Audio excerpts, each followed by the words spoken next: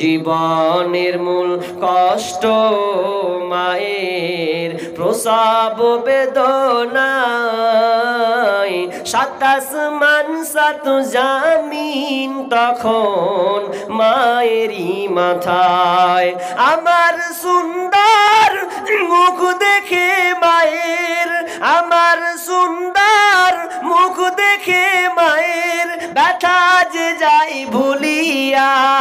ও আমার প্রাণের মা, মা গো মা, কোথায় গেলে মোরে ছাড়িয়া।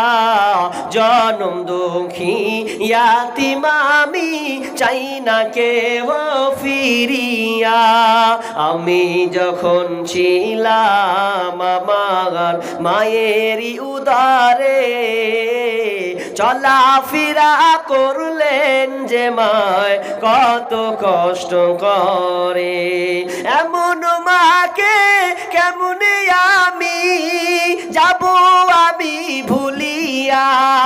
ও আমার প্রাণের মা, মা গো মা, কোথায় গেলে মোরে ছাড়িয়া। জনম দুঃখী ইয়াতিম আমি, চাই না কেহ ফিরিয়া। মরণ পাখি যেদিন এসে করবে ডাকা ডাকি, থেমে যাবে জীবন তোমার, বন্ধ হবে আখি। মরণ পাখি যেদিন এসে করবে ডাকা ডাকি, থেমে যাবে জীবন তোমার, বন্ধ হবে আখি। ওরে মন,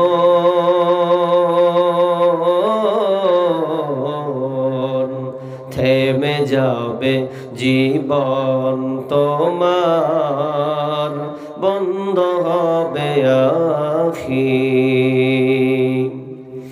দুনিয়াতে আছো তুমি টাকা পয়সা নিয়ে, মরার পরে করবে দাফন সাদা কাফন দিয়ে।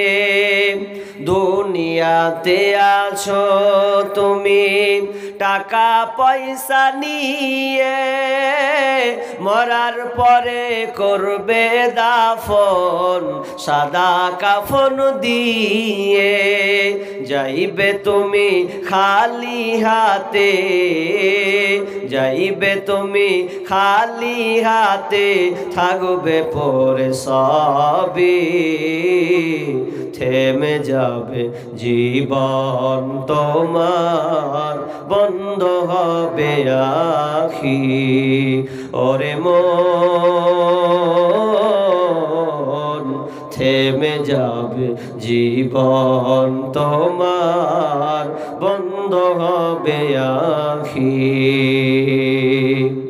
দুনিয়ারি রং তামাশায় আছো তুমি মেতে,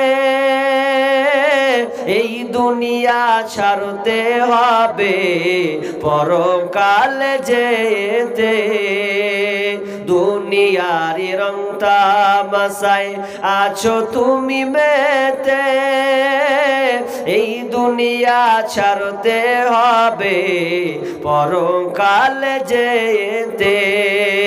জান্নাত জাহান্নামের কথা, জান্নাত জাহান্নামের কথা ভুলে গেছো নাকি?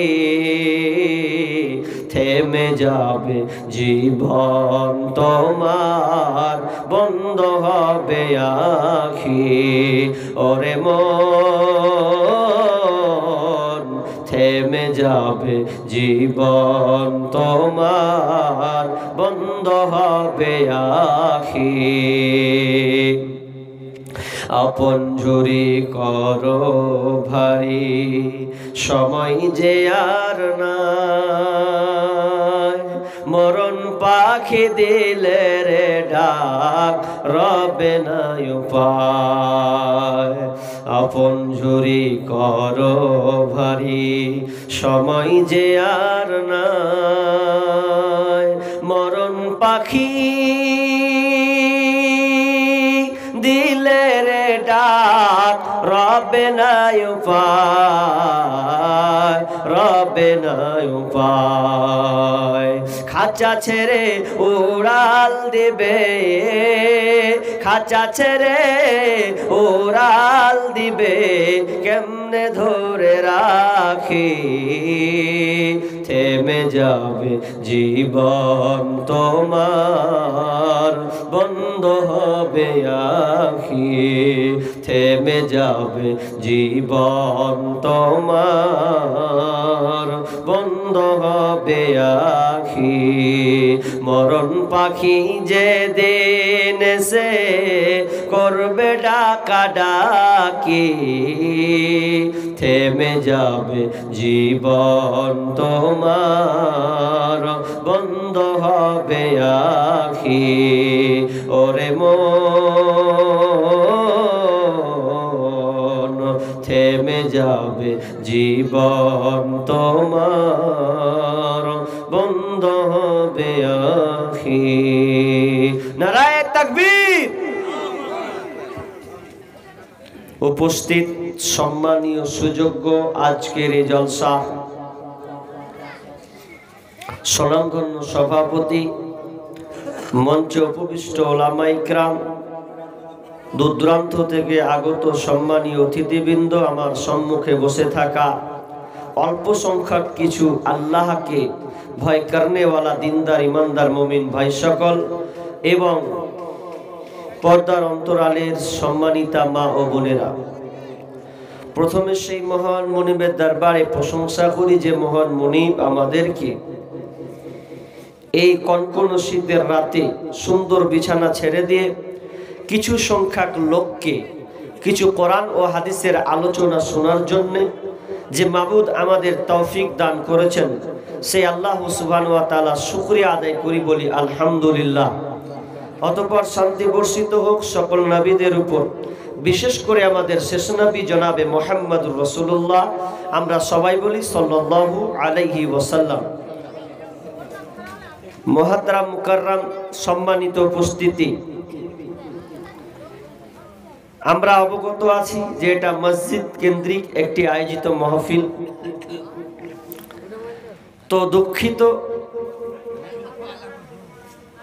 যে আপনাদের এই এলাকায় এসে একটু বিভ্রান্তিকর ঝগড়ামূলক কিছু দেখলাম, এটা কোনোদিন আশাও করিনি।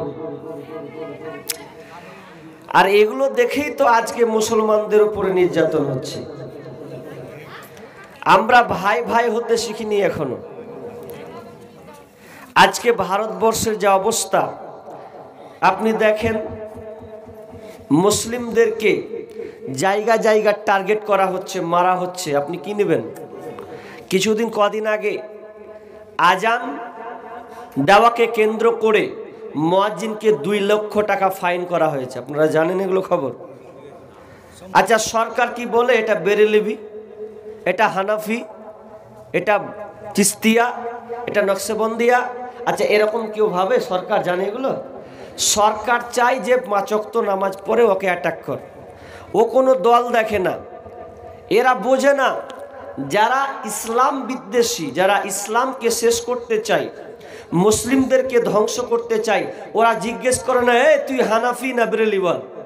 এটা কিন্তু জিজ্ঞাসা করে না। ওরা নাম দেখলেই ধরে, তোর নাম কি? আব্দুল্লাহ, আব্দুর রহমান, তাহলে ওকে ধর, ওকে ভরে দে। আজকে আমরা কোথায় গিয়েছি? দিন দিন মুসলমানদের উপরে নির্যাতন চলছে, মা বোনদের ইজ্জতকে হরণ করা হচ্ছে। বোনেরা রাস্তা দিয়ে পর্দা গেলে তার পর্দা লঙ্ঘন করা হচ্ছে, প্রকাশ্যে বরখাকে খুলে নেওয়া হচ্ছে। আমরা এগুলো দেখার পরও আজকে মুসলিম জাতি যদি আমরা সচেতন না হই, তাহলে সামনে দেখবেন যে আমাদের আর দেওয়ালে পিঠ থেকে গেছে, আর নেই। আমরা কখন বুঝবেন এই মুসলমান জাতি? আমাদেরকে বুঝতে হবে এই যে সমস্যাটা হলো, যারা দাঙ্গাটা লাগালো এই বক্তাকে নিয়ে, যাই হোক, তো যারা দাঙ্গা লাগিয়েছে বলেন তো তারা কোরআন হাদিস ভালো বুঝতো? যদি বুঝতো তাহলে এই দাঙ্গাটা হতো না, কোনো মতেই হতো না, এটা সম্ভবই না। একজন আমার আগে শেখ বক্তব্য দিচ্ছিল, আমি শুনছিলাম, তিনি খুব গুরুত্বপূর্ণ কয়েকটি কথা বলছিলেন, খুব ভালো লেগেছিল আমাকে। তিনি বুঝাতে চেয়েছিলেন আল্লাহ তো একজন, রাসূল একজন, তাহলে আমরা কেন এটা নিয়ে আমরা বিবাদের ছড়িয়েছি? আছে মাসালাগত কিছু পার্থক্য থাকতে পারে, কেউ হয়তো বুকে নিবে, কেউ নিচে নেবে, কেউ জোরে বলবে, কেউ আস্তে বলবে, এটা তার ব্যক্তিগত জিনিস, এগুলো খুব খুব গভীর মাসালা নয়। মেন জিনিস হতে হবে আমরা গোলাম কার? আল্লাহ। তাহলে আমরা আল্লাহতে বিশ্বাসী, আমরা কাকে ফলো করব? নবীর তরিকাকে ফলো করব। নবী আমাদের যা দিয়েছেন সেগুলোকে আমরা বাস্তবায়ন করব।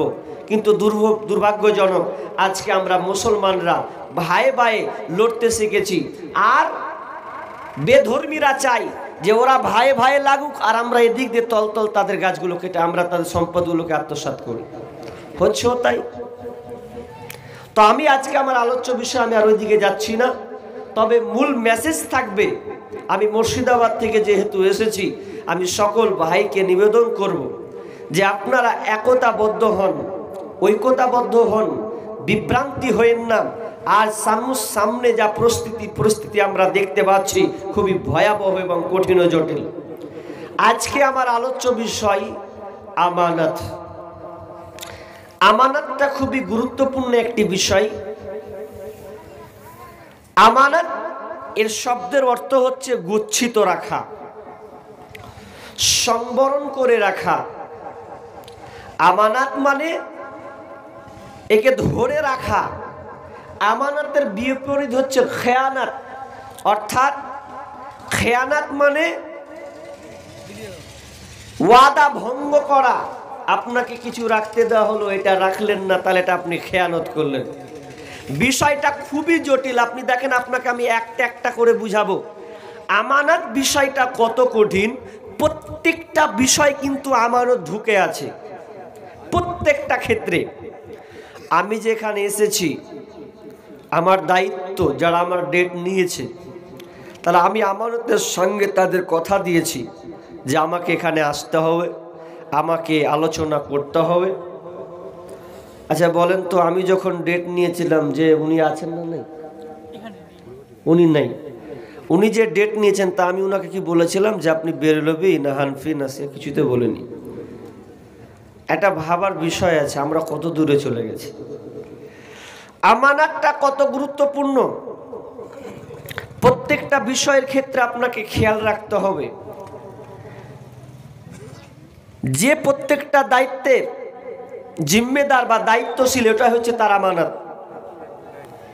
আমি বক্তব্য দেবো, এটার মধ্যে আমার আমানত রাখতে হবে। শ্রোতা, আপনি এসেছেন শুনবেন, এটার মধ্যে আপনাকে আমানত রাখতে হবে। আপনি ইচ্ছা করে এসেছেন যে আমি কিছু শুনবো, এরপরে যদি আপনি চলে যান, এই জলসা শোনা বাদ দিয়ে যদি আপনি মেলার দিকে যান বা আর অন্য কিছু করেন, তাহলে আপনি আমানতের খেয়ানত করবেন। তাহলে আপনি শুনতে এসেছেন, আপনি বসুন। দ্বিতীয় কথা হচ্ছে ডিউটি, জিম্মেদার, সম্পর্ক, এগুলো সব কিছু আমানতের মধ্যে পড়ে। এবার আমি আয়াত ধরছি, একটা একটা করে আপনারা বোঝার চেষ্টা করুন। বিসমিল্লাহির রহমানির রহিম। ইন্নাল্লাহা ইয়া'মুরুকুম আমানাতু ইলা আহলিহা। আল্লাহ সুবহানাহু ওয়া তাআলা বলেন, ইন্নাল্লাহা ইয়া'মুরুকুম আন তু'আদ্দুল আমানাতি ইলা আহলিহা। আল্লাহ সুবহানাহু ওয়া তাআলা বলেন, তোমাদের কাছে যদি আমানত কারো রাখা হয় তাহলে তোমরা আমানতগুলোকে তার বুঝিয়ে দেবে। তো আমানতগুলো যদি তোমাকে কেউ দেয়, কেমন আমানত কেমন রক্ষা আপনাকে আদায় করতে হবে। কেউ যদি আপনাকে কোনো কথা দেয় তাহলে ওই কথাটাকে আপনাকে রাখতে হবে। কেউ যদি আপনাকে কোনো টাকা আমানত দেয় তাহলে ওই টাকাটাকে আপনাকে গচ্ছিত রাখতে হবে। কেউ যদি আপনাকে কোনো দায়িত্ব দেয় তাহলে ওই দায়িত্ব আপনাকে আমানতের সঙ্গে বহাল রাখতে হবে। তো আমার আল্লাহ বলছেন তোমাদের আমানত যদি থাকে তাহলে তোমরা যার পাওনা যার আমানত হক আছে তাকে তোমরা ঠিকভাবে বুঝিয়ে দাও। এরপরে আমার আল্লাহ বলছেন ইয়া আইয়ুহাল্লাযীনা আমানু, হে ঈমানদারেরা, লা তাখুনুল্লাহা ওয়ার রাসূলা, তোমরা আল্লাহ এবং রাসূলের খেয়ানতি করবে না। আল্লাহ এবং তার রাসূলের খেয়ানত কাকে বলা হয়? আল্লাহ এবং তার রাসূল, তার মানে আল্লাহ এবং তার রাসূল যা দিয়েছেন ওগুলো তোমাদেরকে মেনে চলতে হবে। আল্লাহ এবং তার রাসূল তোমাদেরকে দিয়েছে ওগুলো তোমাদেরকে মেনে চলতে হবে। এক মুফাসসির বলছেন কোরআনে আল্লাহ যা বলেছেন এগুলোকে আমাদেরকে মানতে হবে। নবী হাদিসে যা বলেছেন ওগুলো আমাকে বাস্তবায়ন করতে হবে। বিশ্বনবী যা দিয়েছেন, আল্লাহ বলছেন ওয়ামা আতাকুমুর রাসূলু ফাখুযুহু ওয়ামা নাহাকুম আনহু ফান্তাহু। বিশ্বনবী আল্লাহ তাআলা বলছেন নবী তোমাদেরকে যা দেয় ওটা তোমরা গ্রহণ করো, আর নবী তোমাদেরকে যেটা নিষেধ করে ওটা তোমরা বর্জন করে দাও। তার মানে এক কথায় আল্লাহ বলতে চাইছেন তোমরা আল্লাহ তার রাসূলের খেয়ানতি করবে না। তার মানে বলতে চাই যে আল্লাহ এবং তার রাসূলের যে আইনগুলো আছে ওগুলো তোমাদেরকে মানতে হবে। যদি আমরা না মানি তাহলে আমানতের খেয়ানত হলো। তার মানে আমরা আল্লাহর আইনকে আমরা খেয়ানত হিসাবে চালিয়ে দিলাম। যদি কোরআন হাদিস না মানি জীবনে কি হবে গো মরার পরে? যদি কোরআন হাদিস না মানি জীবনে কি হবে গো মৃত্যুর পরে? কবরের মাঝে কি দিব জবাব? কবরের মাঝে কি দিব জবাব? মুনকির নাকিরের তরে কি হবে গো মরার পরে? যদি কোরআন হাদিস না মানি জীবনে কি হবে গো মরার পরে? তাহলে আল্লাহ ও তার রাসূলের খেয়ানত করা যাবে না। ওয়াতাখুনু আমানাতিকুম, এবং তোমরা নিজেদের আমানতের খেয়ানত করবে না। অর্থাৎ তোমাদেরকে যদি কেউ দায়িত্ব দেয়, কোনো আমানত তোমাকে যদি কেউ রাখতে দেয় তাহলে খবরদার তোমরা ওইগুলো আমানতের খেয়ানতি করবে না। এক কথা যার যার দায়িত্ব তোমাকে দিয়েছে ওগুলো তোমাকে ঠিকভাবে বুঝিয়ে দিতে হবে। ওয়ান্তুম তাআলামুন, এবং এই ব্যাপারে তোমরা জানো। এরপরে আমার আল্লাহ বলছেন ওয়ালামু আন্নামা আমওয়ালুকুম ওয়া আওলাদুকুম ফিতনা।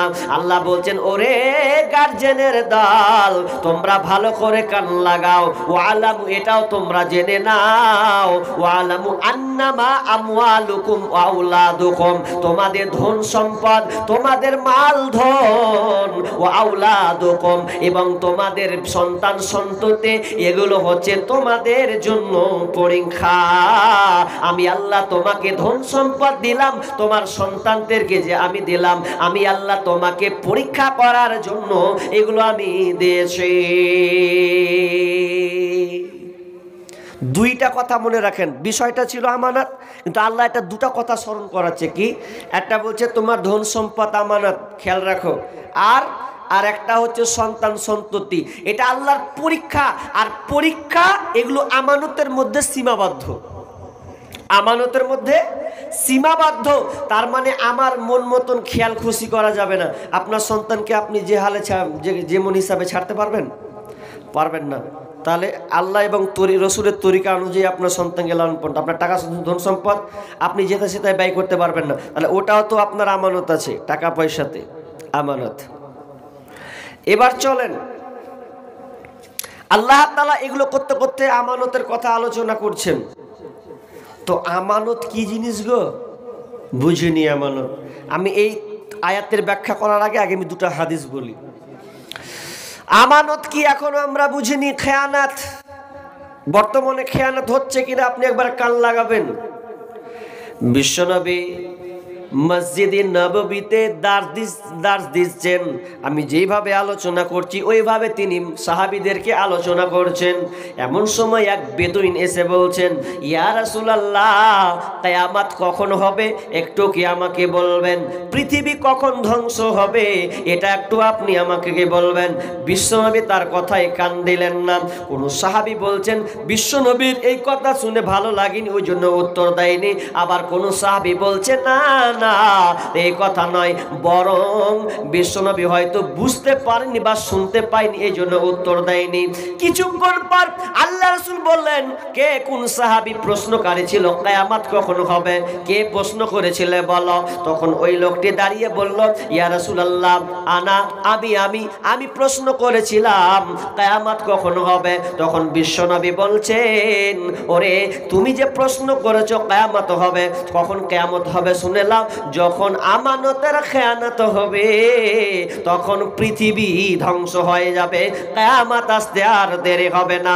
ওই প্রশ্নকারী বুঝতে পারলেন না, ইয়া রাসূলুল্লাহ আমানত নষ্ট হবে এটা তো বুঝলাম না, আমানত কিভাবে নষ্ট হয়? তখন ওই আল্লাহ রাসূল বলছেন, ওরে যখন তোমরা দেখবে যোগ্যকে বাদ দিয়ে অযোগ্য ব্যক্তিকে নেতা বানাবে, যোগ্য ব্যক্তি পাবে না, অযোগ্য ব্যক্তি যখন নেতা হবে, এমএলএ হবে, প্রধান হবে, মেম্বার হবে, এক কথায় অযোগ্য ব্যক্তি যখন কোন রাজ চালাবে, শাসন করবে, তখন তোমরা জেনে নাও কিয়ামত সন্নিকটে। এবার একটা কথা বলেন তো, বর্তমানে দেশে অযোগ্যরা চালাচ্ছে না যোগ্যরা চালাচ্ছে গো? অযোগ্য। চোখে চোখে আমরা দেখতে পাচ্ছি অযোগ্য ব্যক্তি যারা, তারা দেশ চালাচ্ছে। হায় হায়, এমন অযোগ্য ব্যক্তি যে রাস্তা যদি করতে দেয় তো বলছে রাস্তা 10 ফুটের জায়গায় 2-3 ফুট করে দিয়ে হাওয়া হয়ে গেল। 10 ইঞ্চি করতে বলেছে, 10 ইঞ্চি করে দিয়েছে ও 2 থেকে 3 ইঞ্চি, ব্যাস বাকি 7 ইঞ্চি খেয়ে নিয়েছে। তার মানে অযোগ্য ব্যক্তি পড়েছে। তাই আমানত খুব গুরুত্বপূর্ণ বিষয়। আমানত কত কঠিন একটি বিষয়, আপনাকে আমি একটা একটা পঙ্খানুভাবে বলার চেষ্টা করব। আমানত কত গুরুত্বপূর্ণ জিনিস, আমানতকে যেমন তেমন বিষয় ভাবলে হবে না। বিশ্বনবী বলছেন, কেউ যদি আল্লাহ তার রাসূলের ভালোবাসা পেতে চায় তাহলে সে যেন এই 3টি কাজ করে। কেউ যদি আল্লাহ ও তার রাসূলের ভালোবাসা পেতে চায় তাহলে সে যেন এই 3টি কাজ করে। কোন হাদিসে আছে 4টা যেন এই কাজ করে। কি কি কাজ? যদি কেউ আল্লাহকে ভালোবাসতে চায়, আল্লাহ রাসূলের ভালোবাসা পেতে চায়, তাহলে তাকে এই 4টা কাজটা করতে হবে। কি কাজ? 1 নাম্বার বিশ্বনবী বললেন, যখন তুমি কোনো কথা বলবে তো সত্য কথা বলবে, খবরদার মিথ্যা কথা বলবে না। নাম্বার 2 নাম্বার বিশ্বনবী বললেন, যখন তোমাকে কেউ আমানত দেবে তখন তুমি আমানতে রক্ষা করবে। যদি কেউ তোমাকে আমানত দেয় তাহলে তুমি আমানতে রক্ষা করবে। নাম্বার 3 বিশ্বনবী বললেন, এবং বিশ্বনবী বলছেন আমানত রক্ষা করবে আর ওয়াদা খেলাফ করবে না। আর 3 নাম্বার বললেন, প্রতিবেশীর সঙ্গে তুমি ভালো ব্যবহার করবে। তাহলে 3টা কথা গুনলেন। 1 সত্য কথা বলবে, আমানত রক্ষা করবে। 3 নাম্বার প্রতিবেশীর সঙ্গে ভালো ব্যবহার করবে। কেউ যদি এই 3টা কাজ করতে পারে তাহলে আল্লাহ তার রাসূলের সে ভালোবাসা পাবে। তাহলে প্রথম থেকে ধরি। 1 নাম্বার, কথা বললে সত্য কথা। আচ্ছা, দিন মানে কতটি সত্য কথা বলেছেন? একটু বিবেকে কাজ লাগান। সত্য কথা কত আছে, আর মোবাইলের কথা বলবেন। পৃথিবীতে সবচাইতে একটা যন্ত্র আছে যার নাম মোবাইল, সবচাইতে বেশি মিথ্যা কথা বলা হয়। এই মোবাইলের সবচাইতে বেশি মিথ্যা কথা হয়। আপনাকে ফোন করে, কোথায় আছিস রে, না তো অমুক জায়গাতে, অথচ ও জায়গাতে নেই, অন্য জায়গার নাম দিয়ে দিল। মোবাইলটা এত মারাত্মক হয়ে গেছে যে বিবাহিত সেও বলছে, একটা মেয়ের পাল্লায় যদি পড়ে তো ফোন করে বলবে যে আমার বিয়ে হয়নি, অথচ ওর বিয়ে হয়ে আছে, এবার খুঁজলো না, প্রেমে ফাঁদে ফেললো। এরকম কাণ্ড মোবাইলে। কি যুক্তি? 3 ছেলের মা তাও কয়েছে আমার বিয়ে হয়নি জি, মানে ও পালাবে এখন, বহু মুশকিল।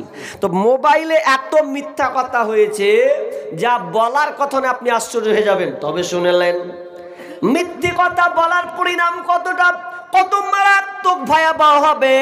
বিশ্বনবী যখন শবে মিরাজ করেছেন, কেউ কেউ বলেছেন স্বপ্নের মাধ্যমে শবে মিরাজ, তিনি যখন স্বপ্ন দেখলেন, লম্বা হাদিস আছে বন্ধুরে, বুখারীর হাদিস, আমি অত বড় লম্বা করব না, প্রথম টাচ দিচ্ছি আপনাকে। প্রথম যে শব্দটা এসেছে হাদিসে, প্রথম শব্দটা বিশ্বনবী দেখলেন যখন 2 জন ফেরেশতা যখন নিয়ে চলে যাচ্ছেন ওপর দিকে।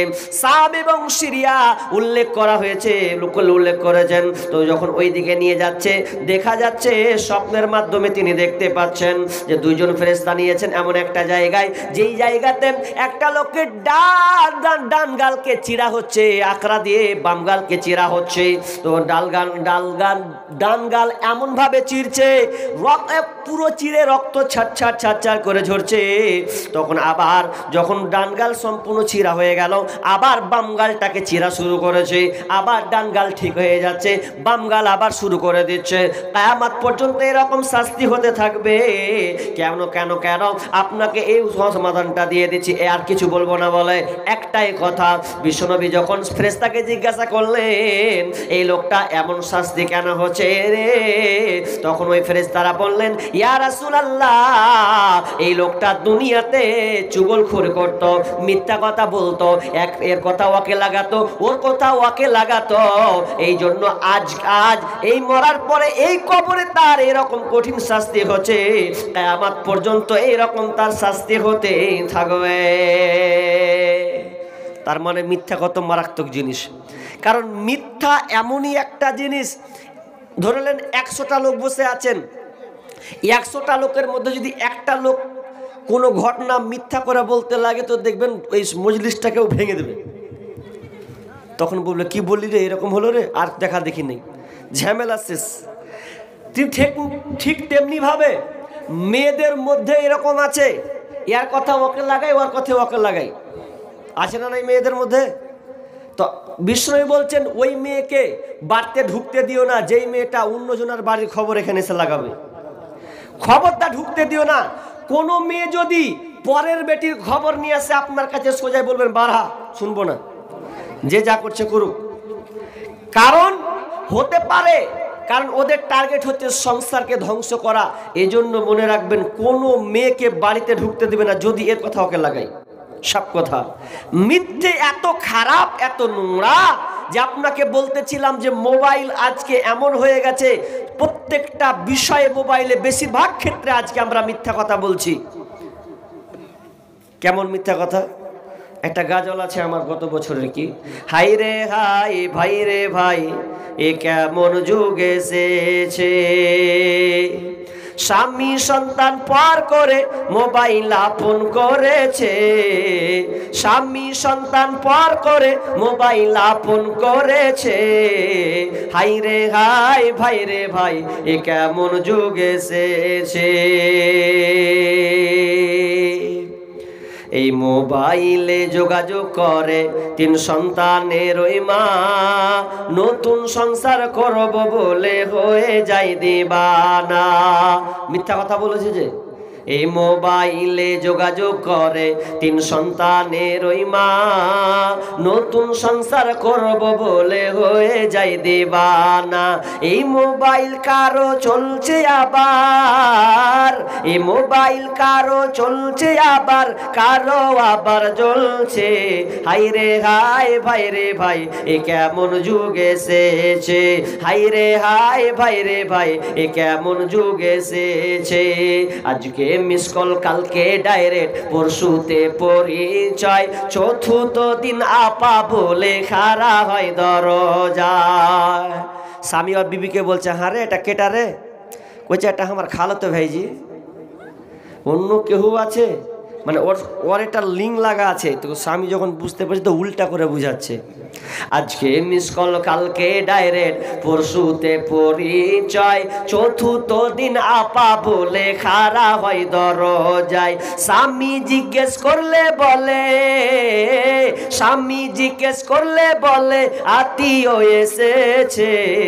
হাই রে হাই ভাই রে ভাই, এ কেমন যুগ এসেছে, হাই রে হাই ভাই রে ভাই, এ কেমন যুগ এসেছে। ঠিক মতো আহার জুটে না, দামি ফোন তার হাতে, নগ্ন সিনেমা আর ফোন চ্যাট করে ঘুমায় শেষ রাতে। বিদেশে পাঠাইয়া স্বামী, বিদেশে পাঠাইয়া স্বামী, বন্ধুর সাথে ঘোরে। হাই রে হাই ভাই রে ভাই, এ কেমন যুগ এসেছে, হাই রে হাই ভাই রে ভাই, এ কেমন যুগ এসেছে। হাই হাই মোবাইলে এত মিথ্যা কথা বলা হয়, অনেক মেয়ে স্বামীকে পর্যন্ত ফাঁকি দেয়। স্বামী বিদেশে ইনকাম করে, এরপরে জিজ্ঞেস করে কেমন আছে। অনেক পেপার পত্রিকা দেখলাম, গত বছর নিউজ দেখলাম, এবছরও একটা খবর ফেসবুকে নিউজ এসেছে। স্বামী বিদেশে থাকে, স্ত্রীকে বলছে টাকা পাঠালাম, লাও যা কাজে লাগে লাগাও, কেমন আছো, সব ঠিক আছে। কিন্তু এই মেয়েকে স্বামীকে ফাঁকি দিয়েছে, সমস্ত টাকা তার প্রেমিককে দিয়েছে এবং তার সমস্ত টাকাগুলো ব্যাংকে অ্যাকাউন্টে ঢুকিয়ে নিয়েছে, আর স্বামীকে ভুলিয়ে ভালিয়ে নিজের নামে জায়গা করে নিয়েছে। ও স্বামীকে সে ধোকা, মিথ্যা কথা বলে ধোকা দিল। ওই মহিলা জানলো না আমি কতটা নিজেকে বরবাদ করলাম। আখিরাতকে ভুলে গিয়ে নিজের দুনিয়ার মহত্ব পড়ে, দুনিয়ার লোভে পড়ে স্বামীকে ধোকা দিল। তার মানে স্বামীকে ধোকা নয়, সে আখিরাতকে সে নিজে বরবাদ করলে। ওই জন্য বিষ্ণু বলছেন, যারা দুনিয়াতে মিথ্যা কথা বলে বলে বলে, যারা অপরে আপনাকে সমাজ ধ্বংস করবে, পরিবার ধ্বংস করবে, তাদের কিয়ামতের দিন মরার পরে কবরে যে আযাবটা হবে, তাদের গালকে চিরা হবে। কেন কেন? তারা দুনিয়াতে মিথ্যা কথা বলে বেড়াতো, মিথ্যা কথা বলে তারা সংসারকে ছয় নয় করেছে। নাম্বার 2, বিশ্বনবী বললেন আমানত রক্ষা করো। আমানত যদি তোমরা রক্ষা করো তাহলে রাসূলের ভালোবাসা পাবে। এটা 3 নম্বরে বলবো। 3 নম্বর বিষ্ণু বলছেন, কেউ যদি প্রতিবেশীর সঙ্গে ভালো ব্যবহার করে তাহলে সে আল্লাহ তার রাসূলের ভালোবাসা পাবে। অথচ আজকে দেখবেন প্রতিবেশীর সঙ্গে কিন্তু মিল নাই। ও আর ভালো দেখতে পারে না, ও আর ভালো দেখতে পারে না। দুই দিকে বাড়ি, মাঝখান দিয়ে রাস্তা। বলছে মাঝখানে পানি চালা যেন পিছলে পড়ে যায়, মাঝখানে পানি চালা যেন ওয়াছাড় খেয়ে পড়ে দেখবো। মানে কোনো প্রতিবেশী ভালো চাহে না। অথচ বিশ্বনবী বলছেন লা ইয়াদখুলুল জান্নাতা, ওই লোক কোনোদিন জান্নাতে যাবে না যদি লোকটা নামাজি হয়, 5 ওয়াক্ত নামাজ যদি পড়ে, হজ যদি করে, যতই হাব্বা জুব্বা পরে থাকুক না কেন, লা ইয়াদখুলুল জান্নাতা, ওই লোকটা জান্নাতে যাবে না। মাল্লা ইয়ামানু জারুহুল বাওয়াইকা, বিশ্বনবী বলছেন যার হাত থেকে প্রতিবেশী নিরাপদ নয়, যার হাত থেকে প্রতিবেশী নিরাপদ নাই, শান্তিতে নাই, ওই লোকটা কোনোদিন জান্নাতে যাবে না, জান্নাতে প্রবেশ করবে না, জান্নাতে সে আটকে যাবে। একটা প্রশ্ন করি আপনাদের, ভালো করে কান লাগান। আচ্ছা বলেন তো, কিয়ামতের দিন সর্বপ্রথম কোন জিনিসের হিসাব হবে? জি জোরে বলি, নামাজ। এটা একটা মাসলা শিখেছেন, তো আর একটা মাসলা শিখেন, আর একটা চিনে রাখেন। এটা তো আল্লাহর হক হলো, আল্লাহর হকের দিক দিয়ে প্রথম হবে নামাজের হিসাব, কিন্তু বান্দার দিক দিয়ে জেনে রাখেন, বান্দা বান্দার হিসাব যেদিন হবে সেদিন সর্বপ্রথম প্রশ্ন হিসাব না হবে প্রতিবেশীর হিসাব। প্রতিবেশীর সঙ্গে তুমি কেমন ভালো ব্যবহার করেছো এই হিসাবটা তোমাকে সর্বপ্রথম দিতে হবে। নামাজের বিষয়টা আমরা জানি এটা আল্লাহর হকে, কিন্তু বান্দার হকে সর্বপ্রথম বিচার হবে প্রতিবেশীর সঙ্গে কেমন ব্যবহার করেছো। প্রতিবেশী এমন একটা জিনিস, যখন বলবে আমার সঙ্গে কথা বলেনি, আমার সঙ্গে বেয়াদবি করেছে, মাস্তানগিরি দেখাচ্ছে, আমি একটা গরিব মানুষ, অসহায় মানুষ, আমার উপরে নির্যাতন করেছে, যেদিনকে আল্লাহকে অভিযোগ করবে সেদিন কিন্তু পার পাবে না, জান্নাত থেকে সে আটকে যাবে, জান্নাত থেকে বহিষ্কার হয়ে যাবে। আল্লাহ বলবে দাঁড়া, তোর নেকিগুলো যা আছে রাখ রাখ, আগে তোর প্রতিবেশীর সঙ্গে তুই কেমন ব্যবহার করেছিস, যদি ভালো হয় তাহলে সে জান্নাতে যাবে, নচেত আটকা পড়ে যাবে। একজন মহিলা, একজন সাহাবী এসে আল্লাহ রাসূলকে বলছেন, ইয়া রাসূলুল্লাহ, আমাদের এলাকায় একটা মেয়ে আছে, যেই মেয়েটা নামাজ পড়ে রোজা রাখে, নামাজ পড়ে রোজা রাখে, সব কিছু ভালো, কিন্তু ওর একটা জিনিস খারাপ, মুখের ব্যবহার, মুখের চোপা খারাপ, এত নোংরা কথা বলে, প্রতিবেশীর সঙ্গে খালি ঝগড়া গালিগালাজ করতে থাকে। তো বিশ্বনবীকে বলছেন, ইয়া রাসূলুল্লাহ, বলেন তো ওই মেয়েটা জান্নাতে যাবে না জাহান্নামে যাবে? বিশ্বনবী সরাসরি বললেন ওই মেয়েটা জাহান্নামে যাবে, কারণ তার মুখের কারণে, তার স্বভাবের কারণে তার প্রতিবেশী নিরাপদ নাই, শান্তি ছিল না, ওই জন্য ও জাহান্নামে যাবে।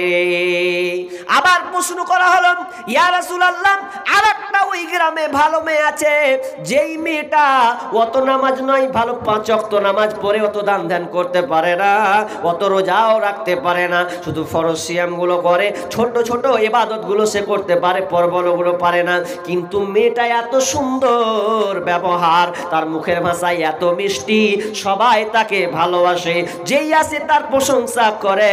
নবী গো, ওই মেয়েটা জান্নাতে যাবে না জাহান্নামে যাবে? বিষ্ণু বলছেন ওই মেয়েটা জান্নাতে যাবে, ইবাদত কম করলেও তার ব্যবহারটা ছিল খুব সুন্দর, ওই জন্য ওই মহিলা জান্নাতে যাবে।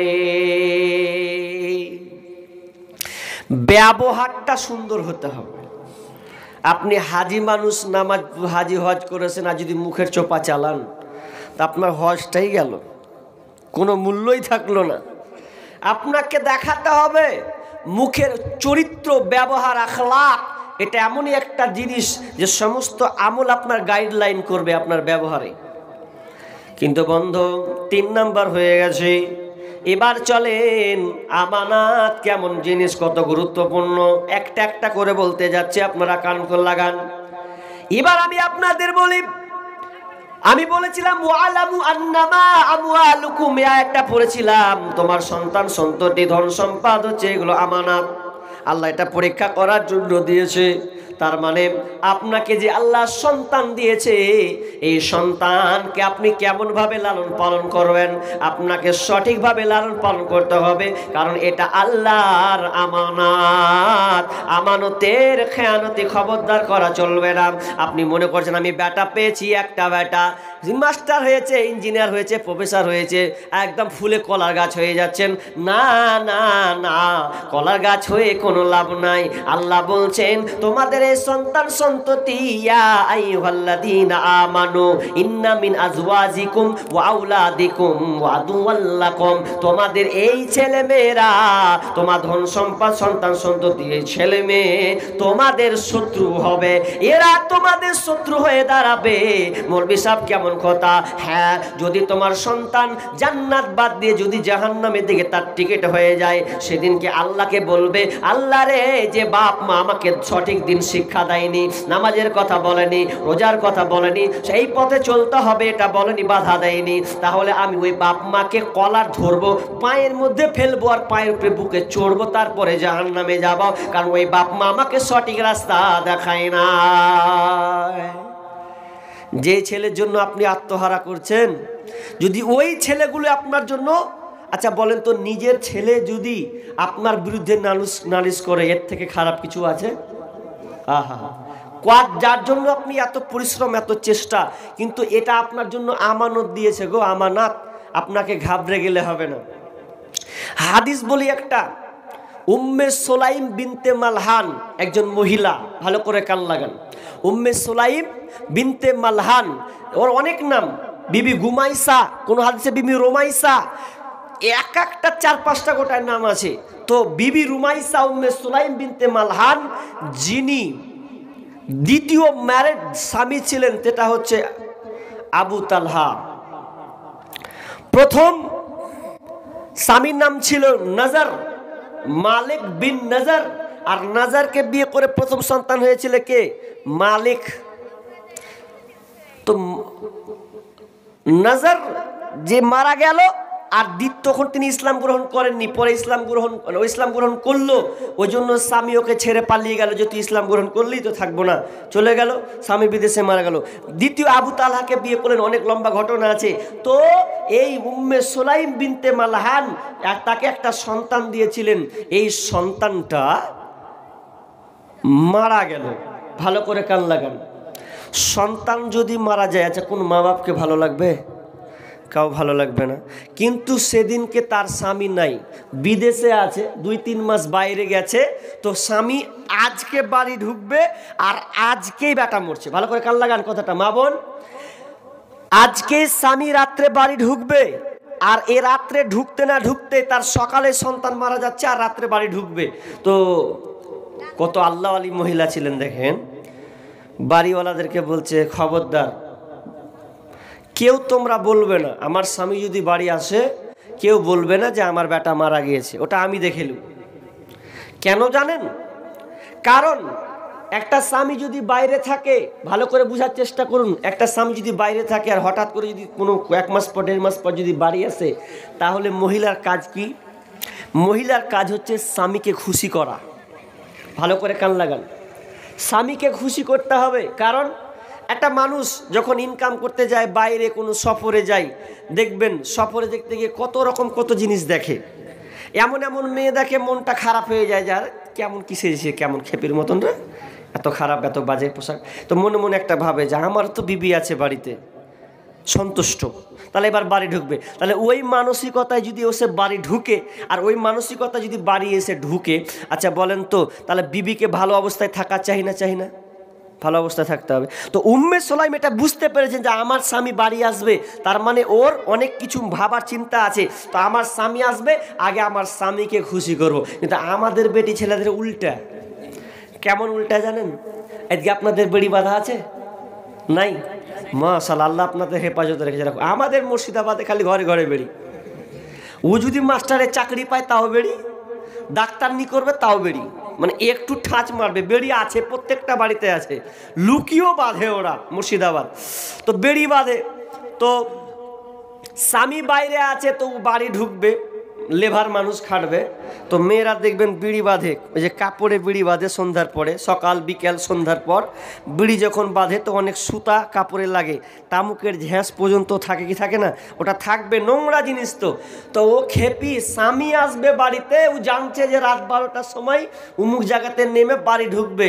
তো কি করা উচিত? স্বামী যদি আসে, তাহলে স্ত্রী কাজ হচ্ছে সুন্দর হয়ে পরিপাটি হওয়া, চিকন হওয়া, যে আজকে স্বামী আসবে আমার মুখ দেখবে, তাহলে আমাকে কত সুন্দর হওয়া উচিত।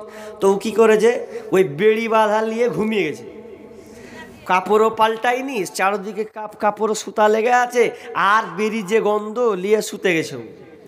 এবার পুরুষ তখন ভাবনা চিন্তা করছে যে বিবির মুখ দেখবো, এর থেকে ভালো কি আর আছে। তো ও আপনার কপাল ঠক মারছে, খুল রে, খোল খোল। তখন নিন পেরে নিয়েছে। নিন যখন পেরেছে, আচ্ছা মানুষের এক এক রকম নিন, কারোর নিন আছে দেখবেন এমন নিন পারে যে লাল বহে চলে গেছে। হ্যাঁ জি। তো যখন উঠেছে, দরজা খুলেছে, এদিকে কাপড় নোংরা হয়ে আছে সব জামতামুক, আর এদিকে চুলগুলাকে লেল খেপড়ির মতন হয়ে আছে, খুকসি মুকসি হয়ে আছে।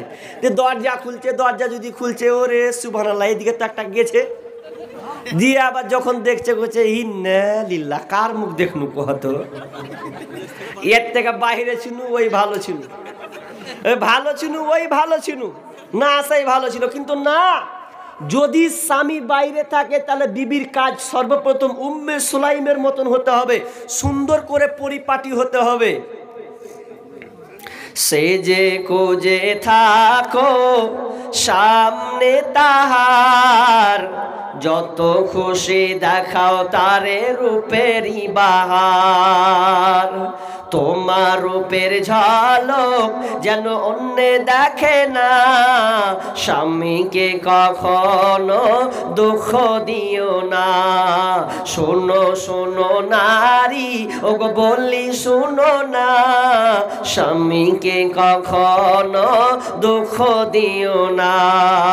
ভালো হোক মন্দ হোক তবুও স্বামী, আল্লাহর পরে স্থান জানিও তুমি। শোনো শোনো নারী, ওগো বলি শোনো না, স্বামীকে কখনো দুঃখ দিও না।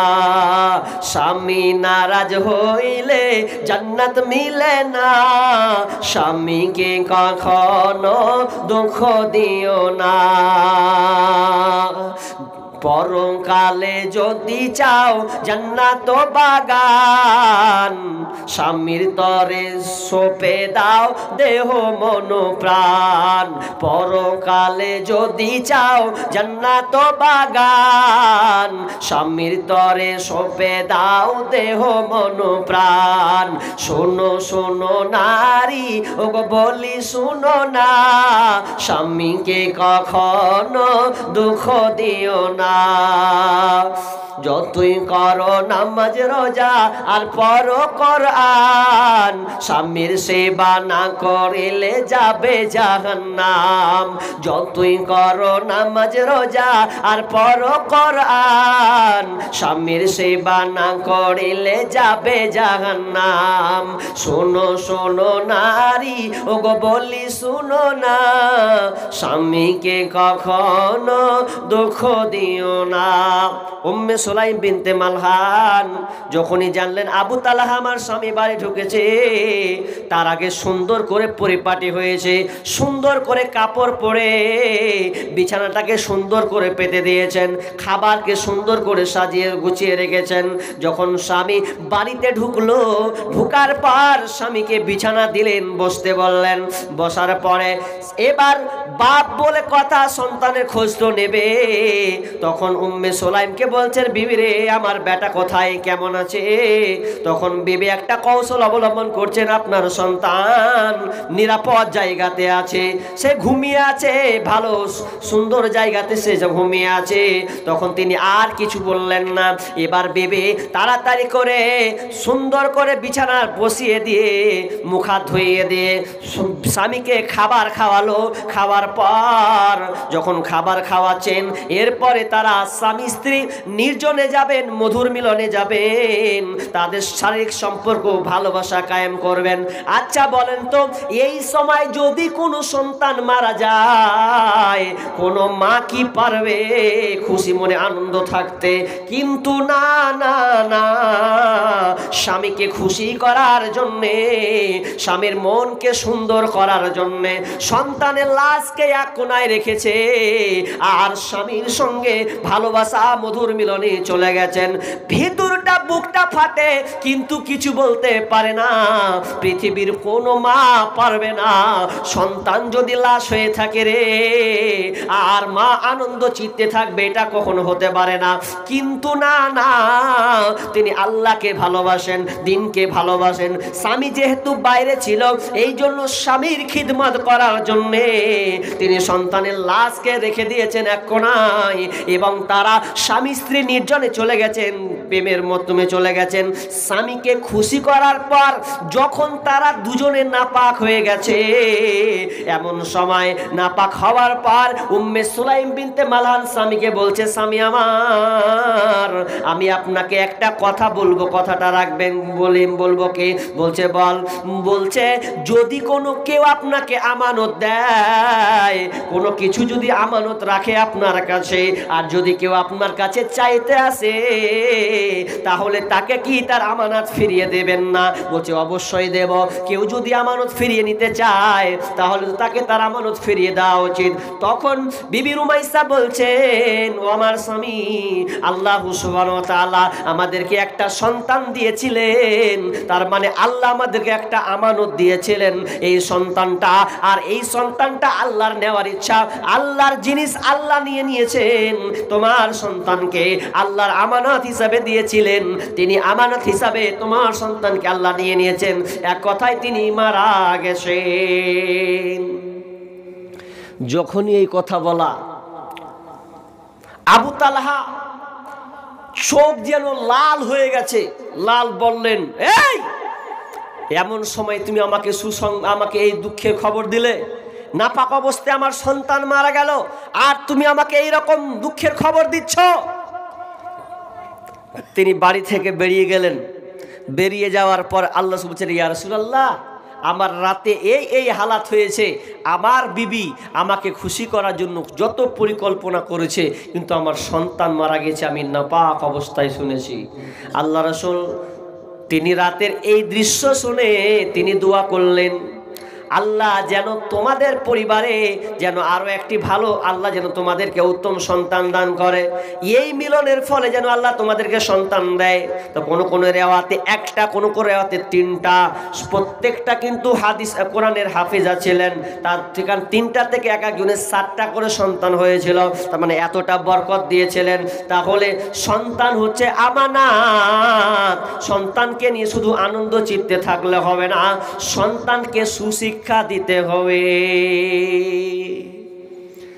আজকালের সন্তান বুঝলেন কি বলবো আপনাকে, দুঃখের কথা, 12 বছর 14 বছর হচ্ছে, 16 বছর হচ্ছে, আমরা সন্তানদেরকে গুরুত্ব দিই না। আর এই পশ্চিমবাংলা সরকার একটা কৌশল টেনেছে কি, যে অনলাইন ক্লাস করার জন্য একটা করে মোবাইল আছে না? নাই আছে, 10,000 টাকা, ওটা মোবাইল জন্য, মানে অনলাইন ক্লাস করবেন। আচ্ছা আপনার বলেন এটা ভালো করেছে না খারাপ করেছে? এতটা খারাপ আপনাকে কি বলবো। হয়তো কিছু লোক বলছে না, অনলাইন যদি ক্লাস হয়তো করুক, কি আপত্তি আছে, ভালো কথা। কিন্তু আপনি খোঁজ নেবেন, যদি কোনো 16-17 বছরের মেয়ের কাছে অ্যান্ড্রয়েড মোবাইল থাকে, 100টার মধ্যে 98-99 বলতে গেলে ভুল হবে না, প্রত্যেকটা মেয়ে যদি অ্যান্ড্রয়েড ইউজ করে, তাহলে দেখবেন তার সঙ্গে কোনো গন্ডগোল আছে। আর একজন সাহিত্যিক, যিনি লেখক, রাইটার, তিনি একটা মন্তব্য করেছেন ফেসবুকে, নামটা তার খেয়াল হচ্ছে না অন্য দেশে। তিনি বলছেন যে কোনো মেয়েকে যদি মোবাইল দেওয়া হয়, তার মানে বুঝে নিতে হবে এটা পরপুরুষের জায়গা করে দেওয়া হলো। কারণ মোবাইলতেও 5 রকম দেখবে না? দেখবে তো। আর আমরা ছেলেরা মোবাইল দিয়ে দিচ্ছি, আরে ভাই ওটা মোবাইল দিয়েছেন, অনলাইন ক্লাস হবে না, ক ঘন্টা হবে? অনলাইন ক্লাস বাদ দিয়ে অনলাইন প্রেম হবে, এটা তোমাকে ভাবনা চিন্তা করতে হবে। বাপ মা 9টা-10টা পর্যন্ত ঘুমিয়ে যাচ্ছে, মোবাইল কার হাতে? বেটির হাতে, বেটার হাতে। এই সারা রাত কি করে গো? এদিকে বাপ মা নামাজ শুয়ে আছে, আর এদিকে বেটা বেটি রাতের বেলা তাহাজ্জুদের নামাজ পড়ছে। মোবাইলের তাহাজ্জুদ চলছে তো। মোবাইল আসিল কি দোলা লাগিল, পড়াশোনায় মন বসে না। মোবাইল আসিল কি দোলা লাগিল, পড়াশোনায় মন বসে না। রাত 12টার পরে লাইলি যখন ফোন করে, 2 চোখেতে ঘুম আসে না। রাত জাগিয়া ফোনে চ্যাট করিয়া, রাত জাগিয়া ফোনে চ্যাট করিয়া, সকাল 8টার আগে পোলার ঘুম ভাঙে না। মোবাইল আসিল কি দোলা লাগিল, পড়াশোনায় মন বসে না। পেটে ভাত নাহি যাক, পরন কাপড় নাহি থাক, পেটে ভাত নাহি যাক, পরন কাপড় নাহি থাক, মোবাইল ছাড়া পোলার দিন চলে না। মোবাইল আসিল কি দোলা লাগিল পড়াশোনায় মন বসে না। অথচ বিশ্বনবী বলছেন তোমার সন্তানের বয়স যখন 7 হবে মুরু আওলাদাকুম বিসসালাহ ওয়া হুম আবনাউ 7 সিনিনা ওয়াজরিবুহুম আলাইহা ওয়া হুম আবনাউ বিআসরিন ওয়া ফাররিকু বাইনাহুম ফিল মাজাজি। বিশ্বনবী বলছেন যখন তোমার সন্তানের বয়স 7 হবে তখন তুমি তাকে সালাতে নির্দেশ দেবে, সালাতের আদেশ করবে। বেটা তোমার বয়স 7 হয়েছে, মসজিদে গিয়ে তুমি নামাজ পড়ে আসো। যদি সন্তানের বয়স 10 হয়ে যায় এ তো 3 বছর পর্যন্ত আপনাকে আদেশ করতে হবে, একদিন নয় 2 দিন নয়, আপনাকে 3 বছর পর্যন্ত সন্তানকে বলতেই থাকতে হবে। এটা আপনার দায়িত্ব এবং জিম্মেদার। কিন্তু আজকালকার না আপনার নামাজ তো দূরের কথা, 10 বছর 12 বছরের ছেলেরা মোবাইল নিয়ে ঘুরে বেড়ায়, আমরা একটু বাধা প্রদান করি না। ছেলে যে জিদ করেছে, জি কি করব, জিদ করেছে তো নিয়ে দাও, নিয়ে দিলেন মানে ওর ভবিষ্যৎ আপনি নষ্ট করলেন। মোবাইল প্রজন্ম ভবিষ্যৎ নষ্ট হওয়া। আপনার সন্তানকে আপনি মোবাইল দিতে পারেন না, জানেন? যারা মোবাইল আবিষ্কার করেছে, যারা মোবাইল চালায় আবিষ্কার করে, ওদেরকে আপনি খোঁজ নেবেন, ওদের সন্তানদেরকে 18 বছর না হলে মোবাইল দেয় না। যারা মোবাইল আবিষ্কার করেছে, আমেরিকান যেদিক থেকে মোবাইলটা আবিষ্কার হয়েছে, ওদের নীতি, ওদের বৈশিষ্ট্য জানেন? ওরা 18 বছর না হলে সন্তানকে মোবাইল হাতে দেবে না। আর আমাদের এই সন্তান হতে হতেই 2 বছর 3 বছরে মোবাইল চালাচ্ছে গো, এমন ভাবে চালাচ্ছে, কার্টুন আর টিকটক আর কি কাহা চালাচ্ছে, তো বড়রাও ফেল এমন হয়ে গেছে। সন্তান গর্বে বাজবে কি মরবে মনেতে ভারী শোক, দেখে ওরা টিকটক আর ফেসবুক, দেখে ওরা ইউটিউব আর ফেসবুক। ওরে আগেকার মা বোনেদের পেটে এলে সন্তান আল্লাহর ভয়ে পড়তো তারা, প্রাণের ভয়ে পড়তো তারা আল্লাহরই কোরআন। আগেকার মা বোনে যদি পেটে সন্তান হয়েছে তো মোবাইল ছিল না, কোরআন নিয়ে থাকতো, কোরআন পড়তো, ছোট্ট ছোট্ট সূরা পারলেও পড়তো। ওরে আগেকার মা বোনেদের গর্ভে এলে সন্তান প্রাণের ভয়ে পড়তো তারা আল্লাহরই কোরআন।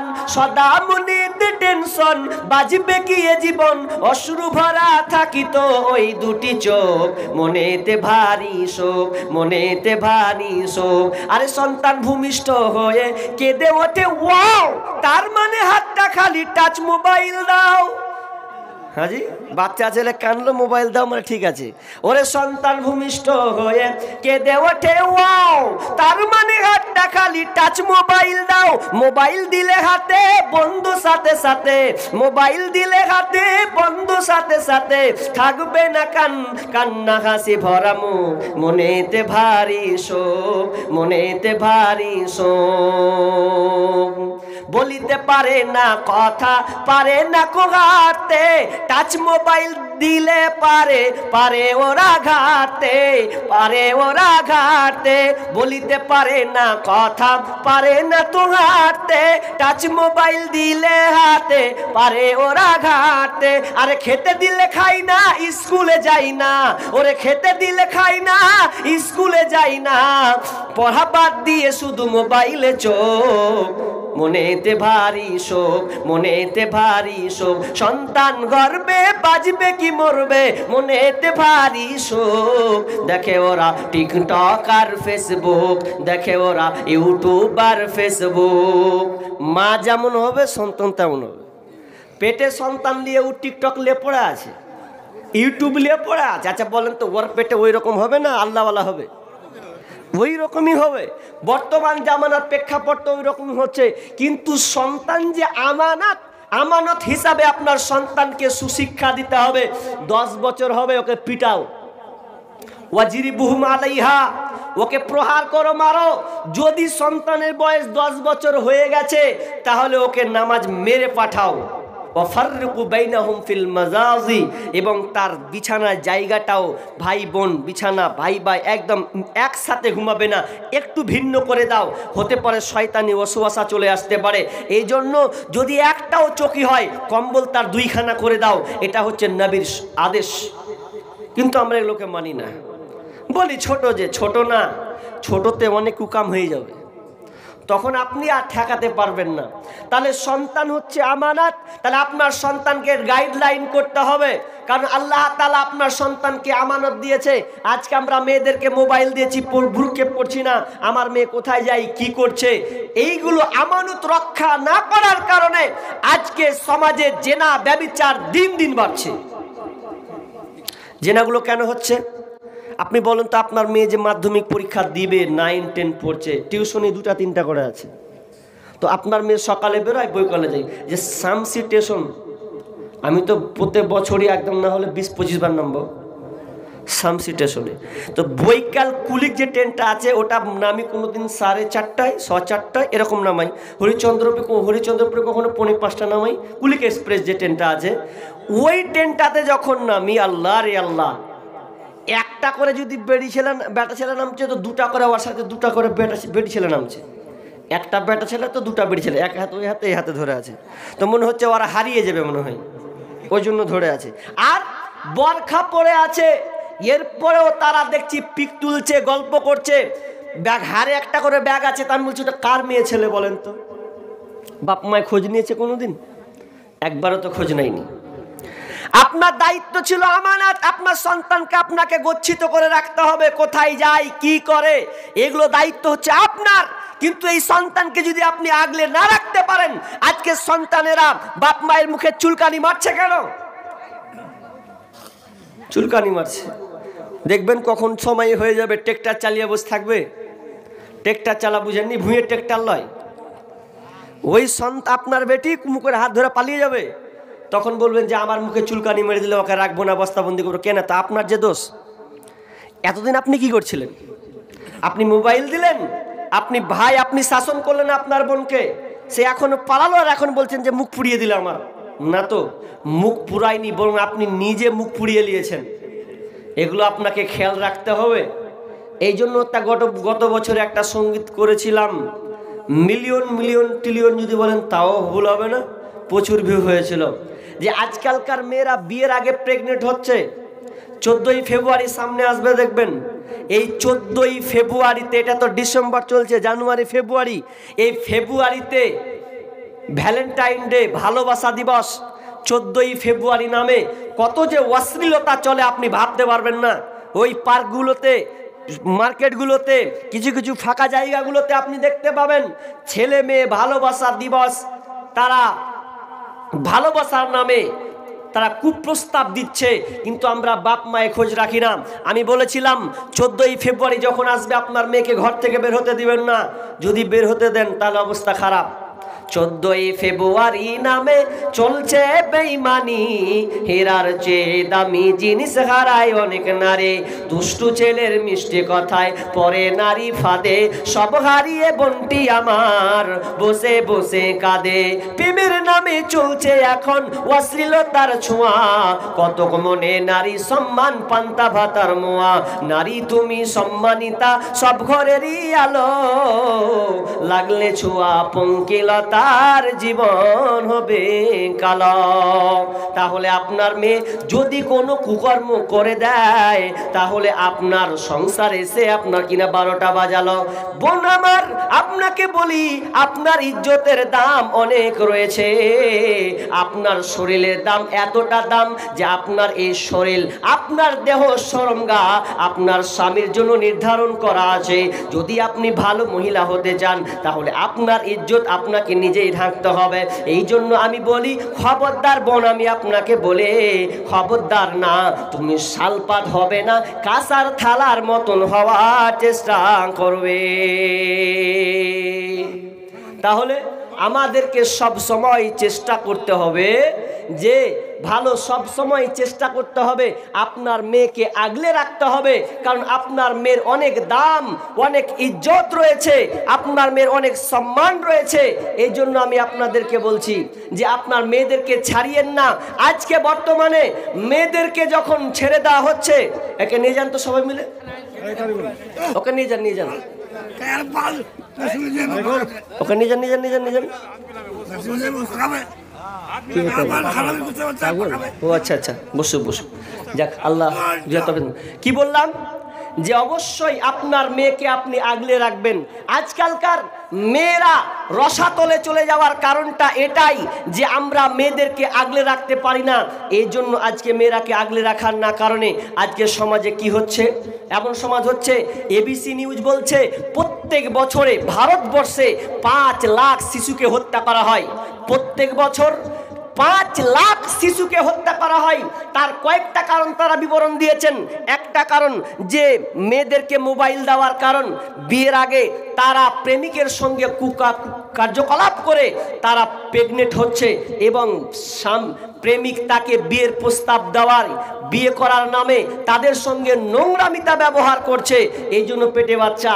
এই জন্য আমি বলেছিলাম কি 10 মিনিটের আবেগ মাগ 5 মিনিটের মন, কে তুমি মা দেখতে দিলা না এই পৃথিবীর মুখ, জোর করে আসিনি ক তোর শরীরে আমি, পৃথিবীতে নাকি সন্তান হয় মায়ের কাছে দামি, তবে কেন সুখের ভুলে আমায় পেটে নিলা, সুখের শেষে কেটে ছিঁড়ে আমায় ফেলে দিলা, একদিন তুমি আমার কাছে, একদিন তুমি আমার কাছে আসবে ঠিকই মাগো, কি বলবে আল্লাহর কাছে জমা করে রাখো, আমি তো বেঁচে গেছি বেঁচে গেল মান, নইলে লোকে বলতো মরে অবৈধ সন্তান, একটু অবৈধ সুখ পেতে মা, একটু অবৈধ সুখ পেতে মা আমায় পেটে নিলে, কলঙ্কের ভয়ে তুমি আমায় ছুঁড়ে ফেলে দিলে, তোমার মাও করতো যদি, তোমার মাও করতো যদি তোমার সাথে এমন, বুঝতে মাগো সেদিন তুমি মৃত্যুর যন্ত্রণা কেমন। বর্তমানে এটাই হচ্ছে বন্ধুরে। তাহলে আপনার সন্তানকে আপনি আগলে রাখুন, এটা হচ্ছে আপনার জন্যে আমানত। এবার একটা হাদিস বলি, ভালো করে কান লাগান। হাদিসটা কি খুলবেন, খোলাখুলির সমস্যা। বিশ্বনবী বলছেন কেউ যদি এই 5টা কাজ করে, ভালো করে মনে রাখেন মা বোন ভাই, কেউ যদি এই 5টা কাজ করে তাহলে তার জন্য জান্নাতে একটি ঘর নির্মাণ করা হবে। কি কি সেই 5টা কাজ, ভালো করে কান লাগান। নাম্বার 1, কেউ যদি এই 5টা কাজ করে তাহলে আল্লাহ তাআলা তার জন্য জান্নাতে একটি ঘর বানাবেন। কোন সেই 5টা কাজ? নাম্বার 1 নাম্বার কাজ হচ্ছে যখন সে নামাজ পড়বে, যখন আজান হবে সঠিক সময়ে উজু করে 5 ওয়াক্তের পাবন্দ হবে, নামাজকে সুন্দরভাবে 5 ওয়াক্ত নামাজ ঠিক টাইম সে পড়বে।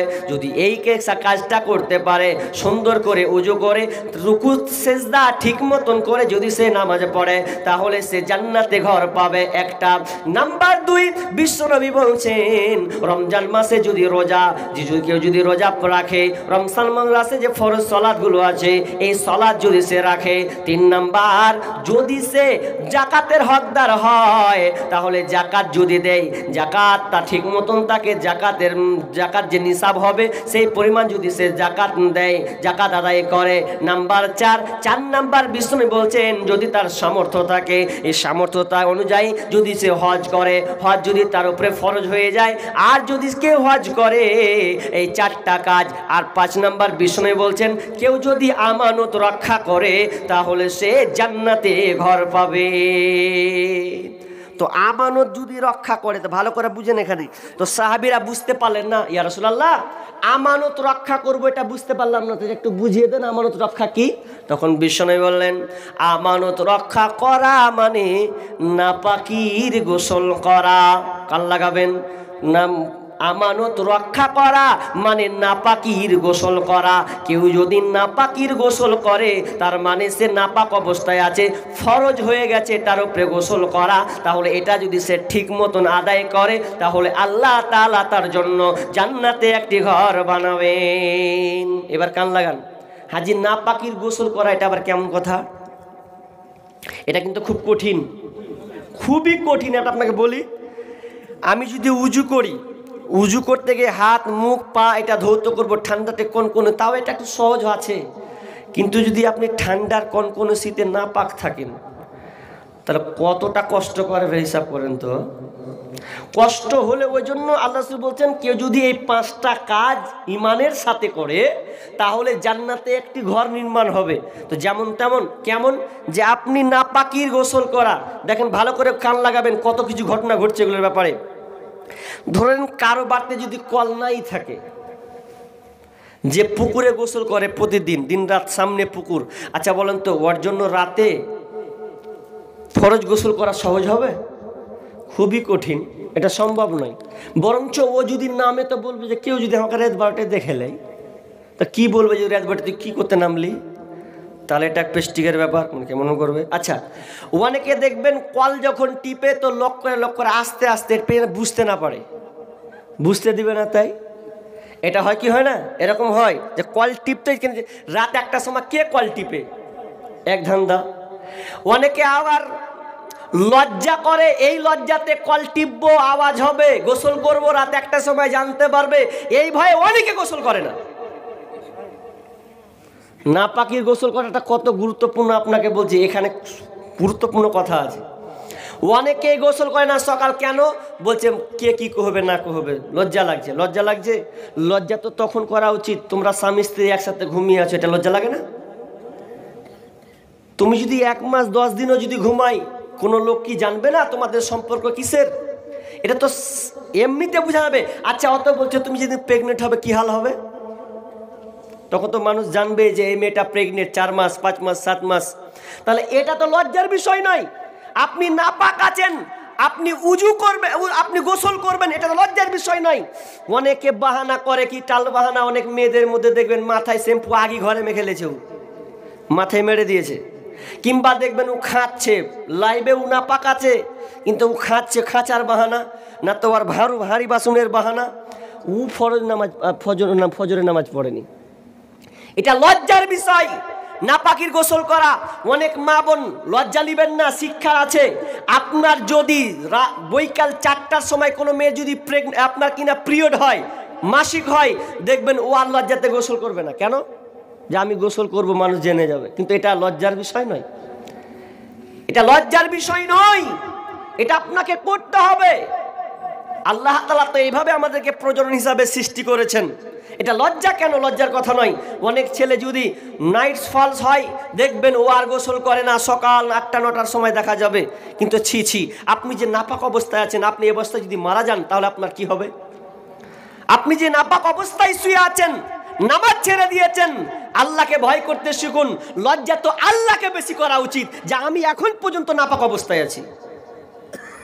আপনি কাকে লজ্জা করছেন? না, এটা লজ্জার বিষয় নয়, এটা আপনাকে নিজেকে কন্ট্রোল করতে হবে। আল্লাহ রাসূল গোসল করতেন, বিবিদেরকে উঠাতেন রাতের বেলায়।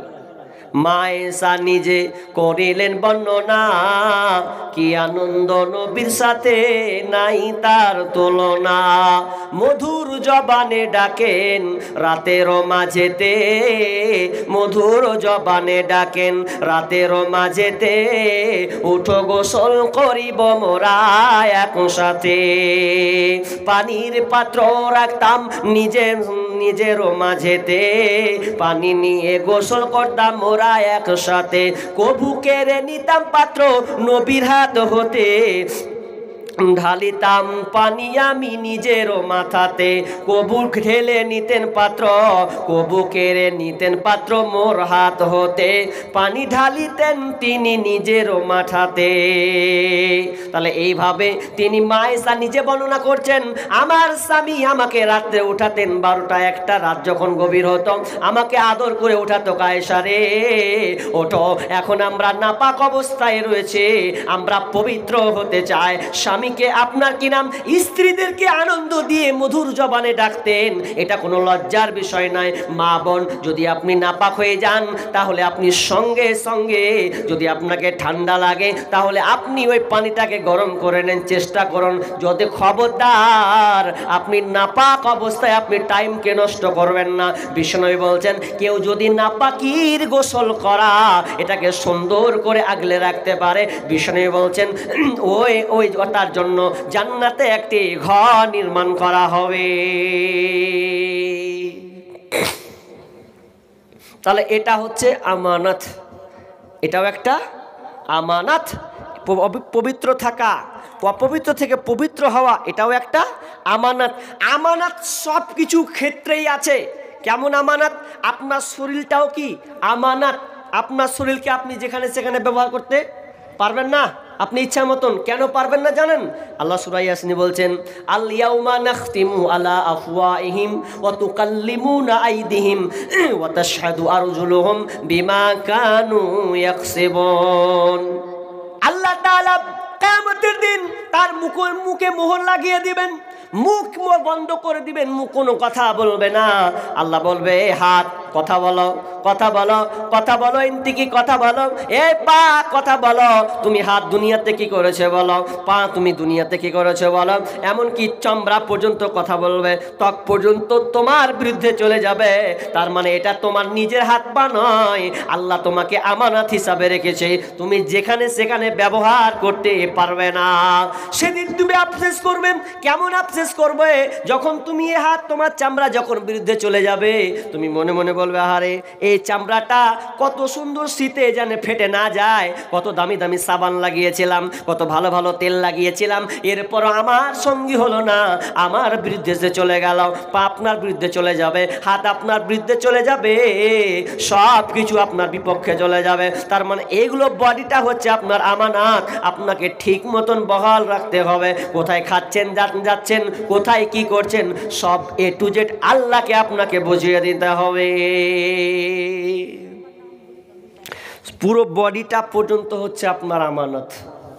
এই আমানত রক্ষা আপনাকে করতে হবে। যা মন তা ইচ্ছা আপনি করতে পারবেন না, আপনি নিজের বাইরে আপনি যেতে পারবেন না। এবার শেষে একটা কথা বলি দিয়ে আমি একটা গুরুত্বপূর্ণ দিকে চলে যাই। এটা মসজিদে জালসা তো না, মসজিদের যেহেতু জালসা, দেখেন মসজিদের জালসা, মসজিদ হচ্ছে আল্লাহর ঘর, এখানে আল্লাহকে ডাকা হয়, বিকল্প আর কোনো কিছু না। মসজিদ আল্লাহর ঘর, রক্ষণাবেক্ষণ আমাদেরকেই করতে হবে। কারণ আজকে ভারতবর্ষের যা অবস্থা, আপনি আশ্চর্য হয়ে যাবেন।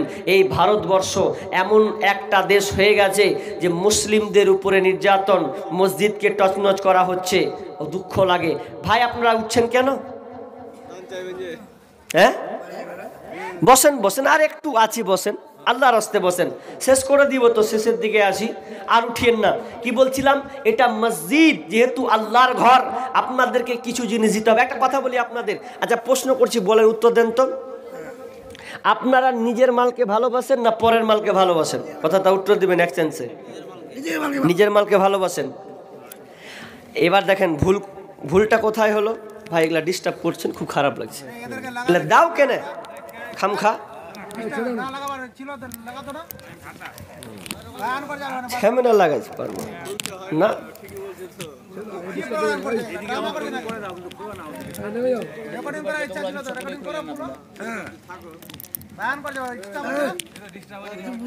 কতটা ডিস্টার্ব হচ্ছে দেখেছো? হ্যাঁ, শুনেন ভালো করে, কি বললাম, বাইনটা মোড়টা কেটে যায়। আমি প্রশ্ন একটা করেছিলাম, কি বলেছিলাম? যে আমরা নিজের মালকে ভালোবাসি, কিন্তু আল্লাহ রাসূল সাহাবীদেরকে জিজ্ঞাসা করছেন, মা বোন কান লাগান, কি জিজ্ঞাসা করছেন? বলছে যে সাহাবীদেরকে বলছেন, এই সাহাবীরা, রাবি হচ্ছেন আবু হুরায়রা, বলছেন যে তোমরা নিজের মালকে ভালোবাসো না পরের মালকে ভালোবাসো? তখন সবাই একসঙ্গে বলছে যে আমরা নিজের মালকে ভালোবাসি। আপনারা যেমন বললেন। তালুস বলছেন না, মিথ্যা বলছো, তোমরা নিজের মালকে ভালোবাসো না, বরং তোমরা পরের মালকে ভালোবাসো। তোমার নিজের মাল কি কি এটাই তো জানো না। নিজের মাল হচ্ছে তোমাদের তিনটি, কটি বললাম? তিনটি, তোমার নিজের মাল তিনটি, বাকি হচ্ছে তোমার পরের ওয়ারিসের মাল। কি তোমার তিনটি মাল? বিষ্ণু বলছেন তোমার মাল কোনটি শুনে নাও। যেটা তুমি খাও ওটা হলো খানা, ওটা কি বলেন তো? খানা, ওটা তোমার মাল। তুমি যেটা পরনে পরে আছো ওটা তোমার মাল, আর তুমি যেটা আল্লাহ রাস্তায় জমা করেছো ওটা তোমার মাল। বাকি দুনিয়াতে যত ধন সম্পদ আছে ওগুলো হচ্ছে ওয়ারিসের মাল। কথাটা বুঝেননি তো? একটু বুঝিয়ে বলবো, এদিকে কান লাগান, অন্যদিকে তাকান না, এদিকে তাকান। কি বলছি? নিজের মাল কেমন? আমরা যে খানাটা খাই, খানাটা, এটাকে আমরা খানা বলি তো নাকি? এদিকে লোক খানা বলেন, খাবার বা খানা। আমাদের দিকে একসাথে যখন খেতে যায় বলে খানা খাওয়া, এরকম বলেন আপনাদেরকে খানা। তো এটা হলো খানা, কিন্তু এটা টিকবে না, খানাটা বেশিক্ষণ টিকবে না। কিভাবে? এখন যদি আপনি খানা খান 5 ঘন্টা 6 ঘন্টা পর কি হবে জানেন? খানা থেকে হবে পায়খানা। হবে কি হবে না? ওটা টিকলো? মা বোন হাসিয়েন না, তা টিকলো কি? টিকলো না। খানা থেকে পায়খানা, ওটা শেষ, ওটাও আপনার। যেটা আপনি পরনে পরে আছেন এটা হচ্ছে পোশাকটা নতুন, একদিন হয়ে যাবে পুরাতন, এটাও টিকবে না, ছেড়ে গেল। তাহলে দুইটা জিনিস আপনার টিকলো না, কিন্তু একটা জিনিস টিকবে। বিষ্ণু বলছেন যেটা তুমি আল্লাহ রাস্তায় জমা করবে ওটাই মাত্র টিকে থাকবে। বাকি দুনিয়াতে যত ধন সম্পদ আছে এগুলো তোমার মাল নয়। এই মাল ধন ছিল তোমারও দাদার, সে মরে গিয়ে হয়েছে তোমার বাবার। বাপের মালেতে তুমি ওয়ারিস হইলে, কাল ছেলে ওয়ারিস হবে তুমি মরে গেলে। ধন ধন করিও না ধন অপর্জন, মরিলে তোমার সাথে যাবে না কো ধন।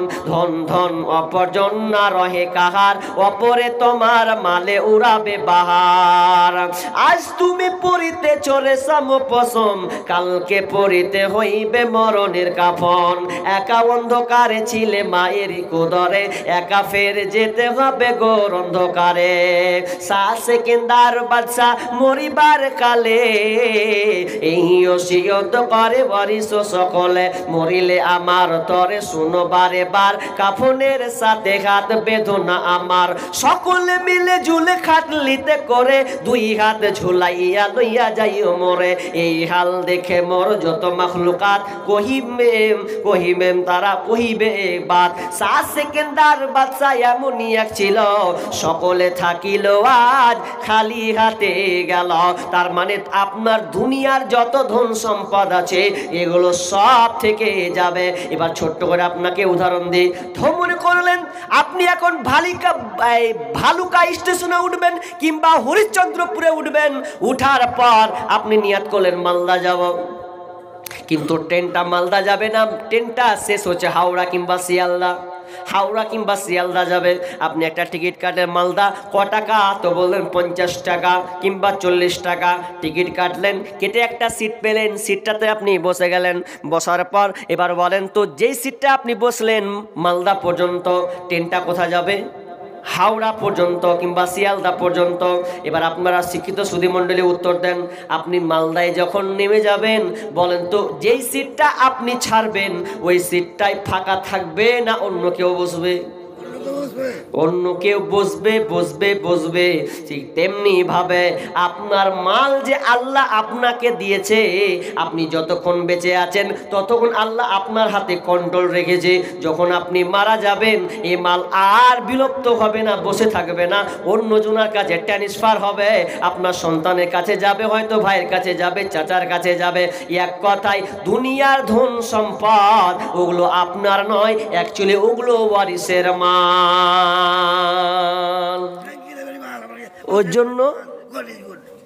ওই জন্যে আমি একটা কথা বারবার বলতাম, যে আপনি দুনিয়াতে এত ধন সম্পদ এত টাকা পয়সা করেছেন, এগুলো কি হবে যেদিন আপনি মারা যাবেন? ধন সম্পদ টাকা পয়সা ধন সম্পদ টাকা পয়সা মারা গেলে খাবে লোকে, তার মানে আপনার সন্তান সন্ততি খাবে। আর যখন আপনি মারা যাবেন, যখন আপনাকে কবরে রাখা হবে, তখন আপনার দেহটা খাবে পোকাতে। আবার বলছি কথাটা শুনেন, আপনার ধন সম্পদ যখন আপনি মারা যাবেন তখন খাবে লোকে, আর যখন আপনার দেহটা কবরে রাখা হবে তখন আপনার দেহটা খাবে পোকাতে। আমরা বুঝলাম না ধন সম্পদ আল্লাহ আমাদেরকে দিয়েছেন। একজন ডাক্তার, বাংলাদেশের ডাক্তারকে প্রশ্ন করা হলো, আপনি যে এত কোটি টাকার মালিক, তাহলে আপনি কেন একটা 4 চাকা নিচ্ছেন না কেন? আপনি বহুল বিলাসী, আপনি আনন্দ থাকতে পারে, এটা করেন না কেন? তখন ওই ডাক্তারটার সঙ্গে সঙ্গে উত্তর দিয়েছে সাংবাদিককে, আমার উত্তরটা শুনে নাও, এগুলো আমার মাল নয়, এগুলো আল্লাহর মাল। আমার যতটুকু প্রয়োজন ততটুকু ব্যবহার করি, বাকি যতগুলো মাল আল্লাহ আমাকে দিয়েছেন, ওই সমস্ত মাল আমি আল্লাহ রাস্তায় দিয়ে দিই, আমি রাখি না, কারণ এগুলো মাল আমার নয়। তিনি আর একটা কথা উদাহরণ দিয়েছিলেন মিডিয়ার মাধ্যমে, তিনি বলেছিলেন যে যেগুলো ফার্মেসি আছে, ওই ফার্মেসিতে 2টা করে চাকর রাখা হয়, কাজের আপনার হোম রাখা হয়, কাজের লোক রাখা হয়। যখন তারা কাজ ডিউটি করে, দেখবেন ফার্মেসিওয়ালারা যখন ওষুধ দেয়, নার্সিংহোমে ওষুধ দেয়, আচ্ছা বলেন তো, টাকা লারে ঠিকই, টাকা কি ওরা বাড়ি নিয়ে যায়? 1 লাখ হোক, 2 লাখ হোক, 5 লাখ হোক, যাই হোক না কেন, টাকা গনে কাস্টমারকে দেয়, বাক্সতে থুয়ে দেয়। টাকার যে মূল মালিক সে কিন্তু ওই টাকাটা নেই, ওরা নেই না। ঠিক তেমনিভাবে ওই ডাক্তারটা বলছে যে আমাকে আল্লাহ সম্পদ দিয়েছে, এগুলো আমার সম্পদ নয়, আল্লাহ আমাকে দিয়েছেন, আমার যতটুকু প্রয়োজন আমি ততটুকু ব্যবহার করছি, বাকি আমার যত ধন সম্পদ আছে আমি আল্লাহ রাস্তায় দিয়ে দিলাম, কারণ এটা আমার মাল নয়, আল্লাহর মাল। একজন বক্তা নগদ টাটকা কথা, এটা এক জায়গাতে বক্তব্য দিচ্ছেন, তো বক্তব্য দিতে দিতে একটা বুড়ি মেয়ে পটলি, কত আল্লাহওয়ালি মেয়ে ছিলেন দেখেন, কত যে আল্লাহকে ভালোবাসতেন। তো ওই বুড়ি মেয়েটা একটা রুমালে কি করেছেন জানেন? নাকের খুলেছে, কানের খুলেছে, নাকের খুলে, কানের খুলে, আপনার হাতের বালা খুলেছে, গলার মালা খুলেছে, হার খুলেছে, এগুলো আপনার কিনা পায়ের নুপুরকে খুলেছে, সব কিছু খুলে দিয়ে, সব কিছু কিন্তু সোনার। এই সোনাগুলো খুলে সব কি বড় লোকের মেয়ে তো, বুড়ি মেয়ে, সব কিছু গুছিয়ে নিয়ে এসে আপনার রুমালে বেঁধে দিয়ে ওই একটা জালসাতে বলছেন, বেটা মৌলভী সাহেব লাও, আমি সব আল্লাহ রাস্তায় দিয়ে দিলাম। তখন মৌলভীটা প্রশ্ন করছে, হ্যাঁ গো বুড়িমা, তুমি সমস্ত কিছু কেন দিয়ে দিচ্ছ? তোমার বাড়িতে তো বেটা আছে, বেটি আছে, ওদেরকে দিলে তো তোমার কাজে লাগবে। তখন ওই মেয়েটা কত সুন্দর করে উত্তর দিতে থাকেন, বলছেন, বেটা মৌলভী সাহেব, আমি যে এই মালগুলো দিচ্ছি এটা আমার বেটিদের জন্য নয়, এগুলো আমার বেটাদের জন্য নয়, কারণ আমি এই মালটাকে খুবই ভালোবাসি। এই যে গলা হাটটা দেখছো, এটা আমার স্বামী আমাকে বানিয়ে দিয়েছে, এটা আমার স্বামীর জিনিস, মহাব্বতের জিনিস, ও আমাকে ভালোবাসে। আমার স্বামী পৃথিবী ছেড়ে চলে গেছে, আমিও আর থাকবো না, কটা দিন আছি, আমি মরে যাব, আমি বুঝতে পারছি আমিও বাঁচবো না। তো আমার এই স্বামীর মহাব্বতের জিনিস আমি পৃথিবীর কাউকে দেব না, এই মহাব্বতের জিনিস আমি একজনকে দেব, যাকে দিলে আমি চাইলে আল্লাহর কাছে রিটার্ন পাবো। তো আমি আল্লাহকে দিলাম। শুধু তাই নয়, দেখছো আমার হাতের বালাটা, এটা আমার মা আমাকে দিয়েছে, এটা মায়ের জিনিস, আমি কাউকে দিতে পারি না, তোমার মেয়েকেও তো দিতে পারো। তখন বলছে মৌলভী সাহেব, আমি আমার মেয়েকেও দিব না, কারণ আমার মেয়েকে আমি নাকের গলার হার দিয়েছি, হাতের বালা দিয়েছি, জমি জায়গা পর্যন্ত ওরা পেয়েছে দিয়েছি, কিন্তু এটা আমার স্বামীর মহাব্বতের জিনিস, এটা আমার মায়ের জিনিস, এটা আমার আব্বা আমাকে গিফট করেছে, এই জিনিস পৃথিবীর কাউকে দিব না। বেটিকে দিলে বেটি হয়তো জমি জায়গা নেবে আর বেটাকে কিছু করে দেবে, কিন্তু এটা ভালোবাসার জিনিস, আমি এটা কাউকে দিব না, বরং আমি আল্লাহকে দিলাম।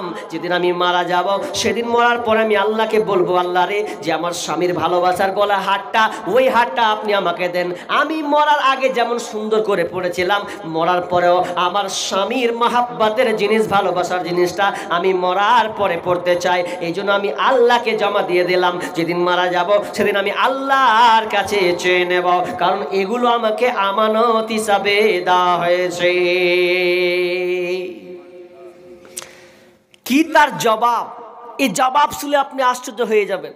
কিন্তু আজকালকার যদি বলতে হয় যে আপনি কতটুকু আল্লাহকে দিয়েছেন, ছেলে মেয়ে দুনিয়া নিয়ে আপনি মাত্তা হয়ে আছেন, দেখেন যেদিন আপনি বার্ধক্যে পৌঁছে যাবেন, বয়স হয়ে যাবে, সেদিন আপনাকে আর চিনবে না। কত প্রমাণ নেবেন আপনি? কত বাপ ছেলেরা রাজবহুল বাড়িতে মার্বেলওয়ালা বাড়িতে বাস করছে, বাপ যখন বার্ধক্যে পৌঁছে যাচ্ছে, বুড়িয়ে যাচ্ছে, এক কোনায় সিঁড়ির তলে ঘর রাখছে, খাবার যদি খাওয়াচ্ছে ছেলেরা তো মৌলবীর মতন পালি সিস্টেম করছে।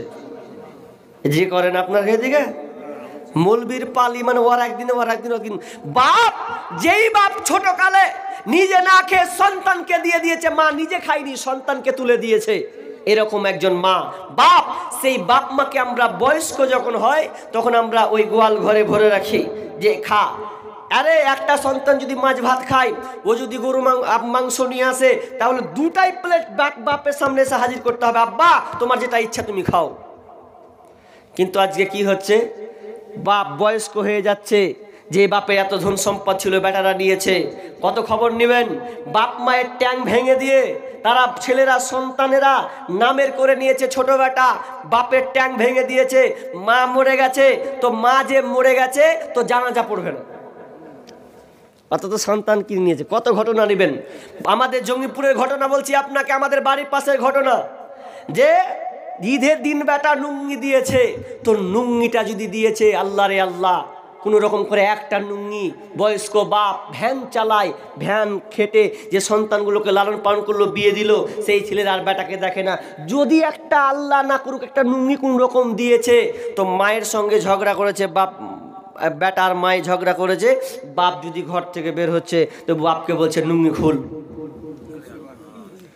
নুঙ্গি যদি খুলেছে, বাপ বলছে বেটা নুঙ্গি খুলিস না, আমার কাছে পরনে তলে কিছু নাই, বেটা বলছে নুঙ্গি খুলতে হবে, বাপের চোখ দিয়ে পানি ঝরঝর করে ঝরছে, বেটা এরকম কাজ করিস না, ওপেন লোক আছে করিস না, একটু সময় দে, বলছে সময় দেবো না, নুঙ্গি খিল, সন্তান বাপের পরন থেকে নুঙ্গিকে ছিনিয়ে দিল, নুরঙ্গ হয়ে গেল, ওই বাপ কাঁদতে কাঁদতে গামছা দিয়ে তার ইজ্জতকে ঢাকতে লেগেছে, বেটা তুই এরকম কাজ করলি আমার সঙ্গে, চোখ দিয়ে বিগলিত হচ্ছে।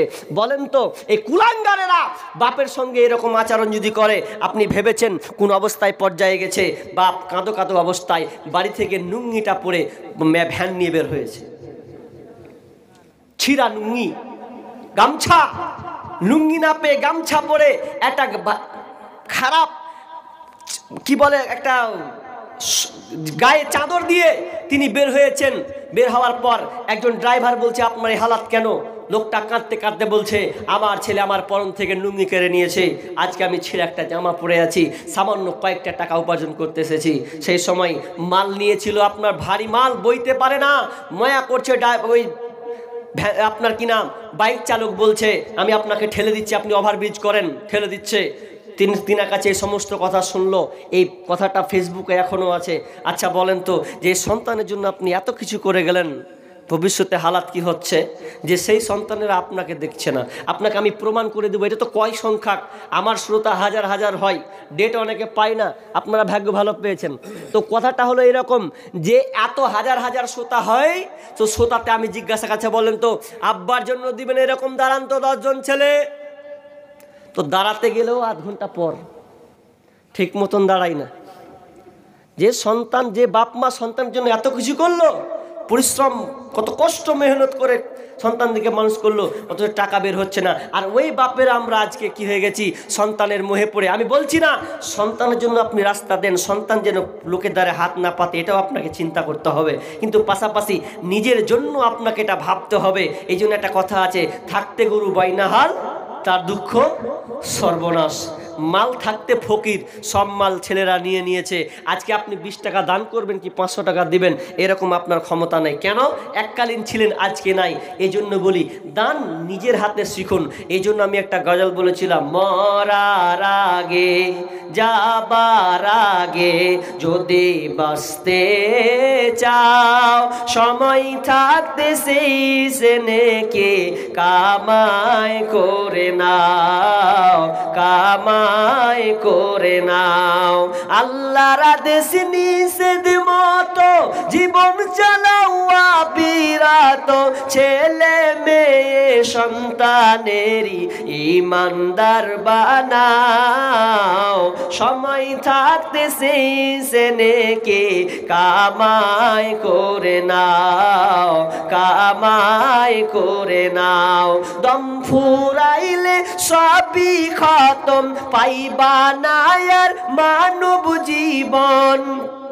মরার আগে সাদকার নেকি নিজে করে নাও, সময় থাকতে সেই নেকি কামাই করে নাও, কামাই করে নাও। নিজের হাতে দান করা শিখা দান করা একটা মজাটা আলাদাই। নিজের হাতে দান করতে শিখুন, এর পাওয়ারফুল ক্ষমতা অনেক। কোন আল্লাহর বান্দা আছেন এই মসজিদকে দেওয়ার জন্য অন্তত 5,000 টাকা দিবেন, এরকম নাই? নাই 5,000 দেনেওয়ালা? সব দিয়ে দিয়েছেন নাকি? 5,000 টাকা একটা লোকের কাছে আমি নিব। মসজিদে আপনাদের কালেকশন হয়ে গেছে? মোটামুটি হয়েছে, মোটামুটি করে। আমি একজন মুসাফির মানুষ, রাত যত গভীর তত আল্লাহর দুয়ার তত প্রশস্ত খোলা, যত রাত যাবে আল্লাহর রহমতের দরজা তত ওপেন হবে। আপনি গভীর রাতে যা চাইবেন আল্লাহ তাই দেবেন। আর আমি একজন মুসাফির হিসাবে, আর রাসূল সাল্লাল্লাহু আলাইহি ওয়াসাল্লাম বলেছেন মুসাফিরের দোয়া আল্লাহ কবুল করেন। আপনার মনে যা ইচ্ছা, আপনার বাসনা, আপনার যা টার্গেট আছে, আপনি অসুস্থ আছেন, আজকে আপনি দিয়ে দেখুন যে আল্লাহ আমার ছেলেটা, আমার স্ত্রী, আমার স্বামী, আমার ভাই, আমার আব্বা অসুস্থ আছে, এই হালাতে আছে, আল্লাহ তুমি তাদেরকে সুস্থ দান করো। এই বিনিময়ে কিছু দিতে শিখুন, সাদাকা। যদি আপনি অসুস্থ হয় আর যদি আপনি দান করেন, সাদাকা করেন, আল্লাহ তাআলা এই অসুখ ভালো করবেনই করবেন। কারণ ডাক্তারকে আমরা অনেক টাকা দিতে দিয়ে কোনো দ্বিধাবোধ করি না। 5,000, 10,000, 20,000 যদি লাগে সন্তানকে বাঁচার জন্য আমরা টাকা ঢেলে দিই। কিন্তু মনে রাখবেন সাদাকা দান এত তার ক্ষমতা যে আপনি সুস্থ অসুস্থ আছেন, আপনি দান করুন, আল্লাহ আপনাকে সুস্থ করবেন। যে আল্লাহ সুস্থ করেছেন সে আল্লাহ আপনাকে সুস্থ করবেন। এ কোনো আপনার কিনা ডাক্তার কোনো ঔষধ কাজ করবে না যদি আল্লাহ আপনাকে সুস্থ না করে। এজন্য আপনাকে বলি নিজের হাতে দান করতে শিখুন। নেই এরকম 5,000 দেনেওয়ালা? যদি আপনি না পারেন, আসসালামু আলাইকুম, আমার শ্বশুর পাঠাবে দিল্লিতে নাসিম আলী 5,000 টাকা। আপনার শ্বশুর? আচ্ছা, উনি পাঠাবেন 5,000, তাই তো? মাশাআল্লাহ, লিল্লাহি তাকবীর। যা হোক, তিনার শ্বশুর 5,000 টাকা এই মসজিদে দিবেন। রব্বুল আলামিন আল্লাহুম্মা আনতাস সালাম ওয়া মিনকাস সালাম তাবারাকতা ইয়া জাল জালালি ওয়াল ইকরাম। রব্বুল আলামিন আল্লাহ তিনার শ্বশুর আল্লাহ 5,000 টাকা দিবেন মসজিদে। রব্বুল আলামিন আল্লাহ তুমি দানকে আল্লাহ তুমি কবুল করে নাও, যে উদ্দেশ্যে দিয়েছে আশা পূর্ণ করে দাও, বালা মুসিবত দূর করে দাও, রোজগারে বরকত দিও আল্লাহ, তার পরিবারকে সুখে শান্তিতে রাখিও আল্লাহ, তার ক্ষেত খামারে বরকত দিও, আমিন সুম্মা আমিন। ভাই আর মেহের আলী হাজি সাহেব, মেহের আলী সাহেব, মেহের আলী, বাবা মা স্ত্রীর নামে। আচ্ছা আচ্ছা আচ্ছা, বাবা মা এবং স্বামী স্ত্রী, তিনি কত 10 নাকি? মেহের আলী 10,000 তো 10 5। আচ্ছা, মেহের আলী 5,000 টাকা দিয়েছেন। আল্লাহুম্মা আনতাস সালাম ওয়া মিনকাস সালাম তাবারাকতা ইয়া জাল জালালি ওয়াল ইকরাম। রব্বুল আলামিন আরেকজন 5,000 টাকা, দুইজন হলো 10। রব্বুল আলামিন যে বাবা মায়ের জন্য স্ত্রীর জন্য দিয়েছেন, আল্লাহ আল্লাহ তুমি দানকে আল্লাহ তুমি কবুল করে নাও। মালিক রে, তারা হয়তো কবরস্থ হয়ে গেছে, রব্বুল আলামিন জানি না কি হালাতে আছে, আল্লাহ তুমি আলিম বিজাতিস সদর। আল্লাহ অন্ধকার ঘর, সাপ বিচ্ছুর ঘর, পোকামাকড়ের ঘর, আল্লাহ একে কবর থেকে কেউ রেহাই পাবে না রে আল্লাহ, ভয়ঙ্কর একটি জায়গা। রব্বুল আলামিন এই দান বদলতে আল্লাহ তুমি তার কবরকে আযাবকে তুমি পরিত্রাণ দাও আল্লাহ, কবরকে আল্লাহ তুমি প্রশস্ত করে দাও আল্লাহ, জান্নাতি বিছানা দাও আল্লাহ, জান্নাত তার কানেকশন করে দাও, পরনে জান্নাতি কাপড় পরিয়ে দাও, আমিন সুম্মা আমিন।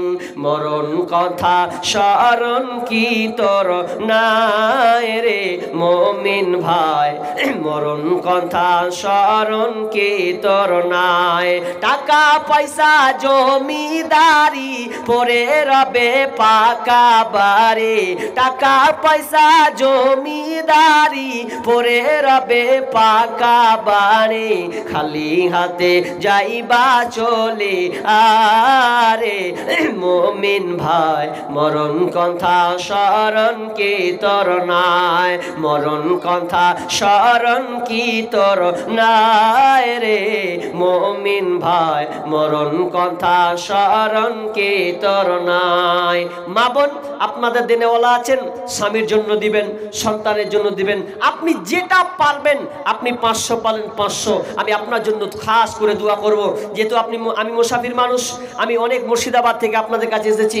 500 না পার 1000 500 এরকম দেনেওয়ালা যদি মনে করেন মা আমি পারবো না, আমার হাতে আংটি আছে, হাতের বালা আছে, যদি আপনি গলায় মালা আছে, এই আল্লাহ রাসূলের জামানায় মেয়েরা এই সুন্নতি দানগুলো করত। আপনি লিখান, যারা চাষ করছেন, চাষাবাদ করছেন, গম চাষ করেছেন, ভুট্টা করেছেন, আপনি লিখান 50 কিলো করে। আপনার এই চাষ থেকে আল্লাহ আপনার চাষে আরো বৃদ্ধি দান করবেন।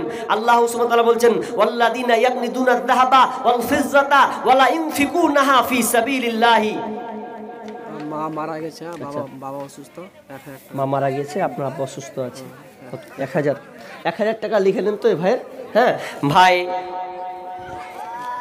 মা মারা গিয়েছে, আব্বা অসুস্থ আছে, আল্লাহ সন্তান মায়ের কথা মনে করেছে মালিক রে। আল্লাহ মা অনেক সন্তান রেখে গেছে রে আল্লাহ। এই সন্তানের আল্লাহ দান দিয়েছে মায়ের জন্য, আব্বার জন্য। মালিক আল্লাহ তুমি দানকে আল্লাহ তুমি কবুল করে নাও, যে উদ্দেশ্যে দিয়েছে আশা পূর্ণ করে দাও। আল্লাহ ভাইকে তুমি সহি সালামতে রাখিও, আল্লাহ ভাইকে তুমি ধৈর্য রাখার তৌফিক দান দিও, সহি সালামতে রাখিও, সন্তানের শান্তি দিও। আল্লাহ তুমি ওনার বাপকে আব্বাকে আল্লাহ তুমি সুস্থ দান করিও, সহি সালামতে ঠিক মতন বহাল রাখার তৌফিক দান করিও। আমিন সুম্মা আমিন। খিদমত মা বাবার কর, খিদমত মা বাবার। বাবার নামে 1000 টাকা। বাবার জন্য 1000 টাকা, মাশাআল্লাহ হায়াকাল্লাহ। আমার ভাই বাবার জন্য 1000 টাকা দিয়েছেন। আল্লাহ তুমি দানকে আল্লাহ তুমি কবুল করে নাও। আল্লাহ তার মনের আশাকে পূর্ণ করে দাও, বালা মুসিবত দূর করে দাও। আল্লাহ ভাইকে যতদিন রাখবে সহি সালামতে রাখবে। আল্লাহ তার আব্বাকে আল্লাহ তুমি ক্ষমা করে দাও, জান্নাতি নসিব করিও। আমিন সুম্মা আমিন। জিন্দেগি তোর যাই রে ফাঁকি দিয়া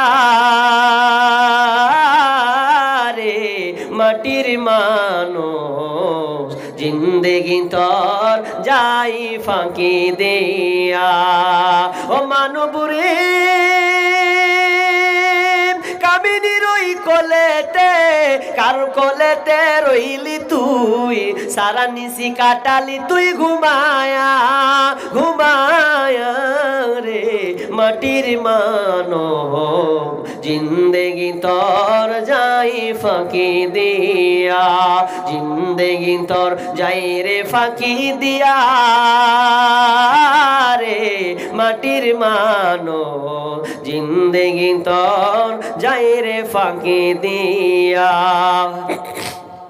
ভাই বলেন, মা মারা গিয়েছে, আব্বা অসুস্থ কিংবা আব্বা মারা গিয়েছে, এরকম কোনো নেক সন্তান নেই আব্বার কথা মনে করে, মায়ের চেহারাকে মনে করে আজকে আপনি 500 টাকা দিবেন, 1000 টাকা দিবেন। আরে নেই 500 টাকা, আপনি লিখান, ইনশাআল্লাহ আপনি 1 মাস পর দিবেন কিংবা 2 মাস পর দিবেন। অন্তত আপনি আজকে শরীক হন। আজকে মোজাম্মেল হক 1 মিনিটারি 10000 টাকা। মোজাম্মেল হক কত? 2000, তাই তো? মোজাম্মেল হক ভাই 2000 টাকা দিচ্ছেন। আল্লাহুম্মা সাল্লি আলাইহি আল্লাহুম্মা বারিক আলাইহি বারাকাল্লাহ। আমিন সুম্মা আমিন। আমার বাবার জন্য মাশাআল্লাহ ভাই, তিনি বাবার জন্য আল্লাহ 1000 টাকা দিয়েছেন। আল্লাহ তুমি দানকে কবুল করে নাও, যে উদ্দেশ্যে দিয়েছে আল্লাহ তুমি আশা পূর্ণ করে দাও রব্বুল আমিন। আল্লাহ তিনার পরিবারকে আল্লাহ সহি সালামতে রাখিও, সুখ শান্তিতে রাখিও।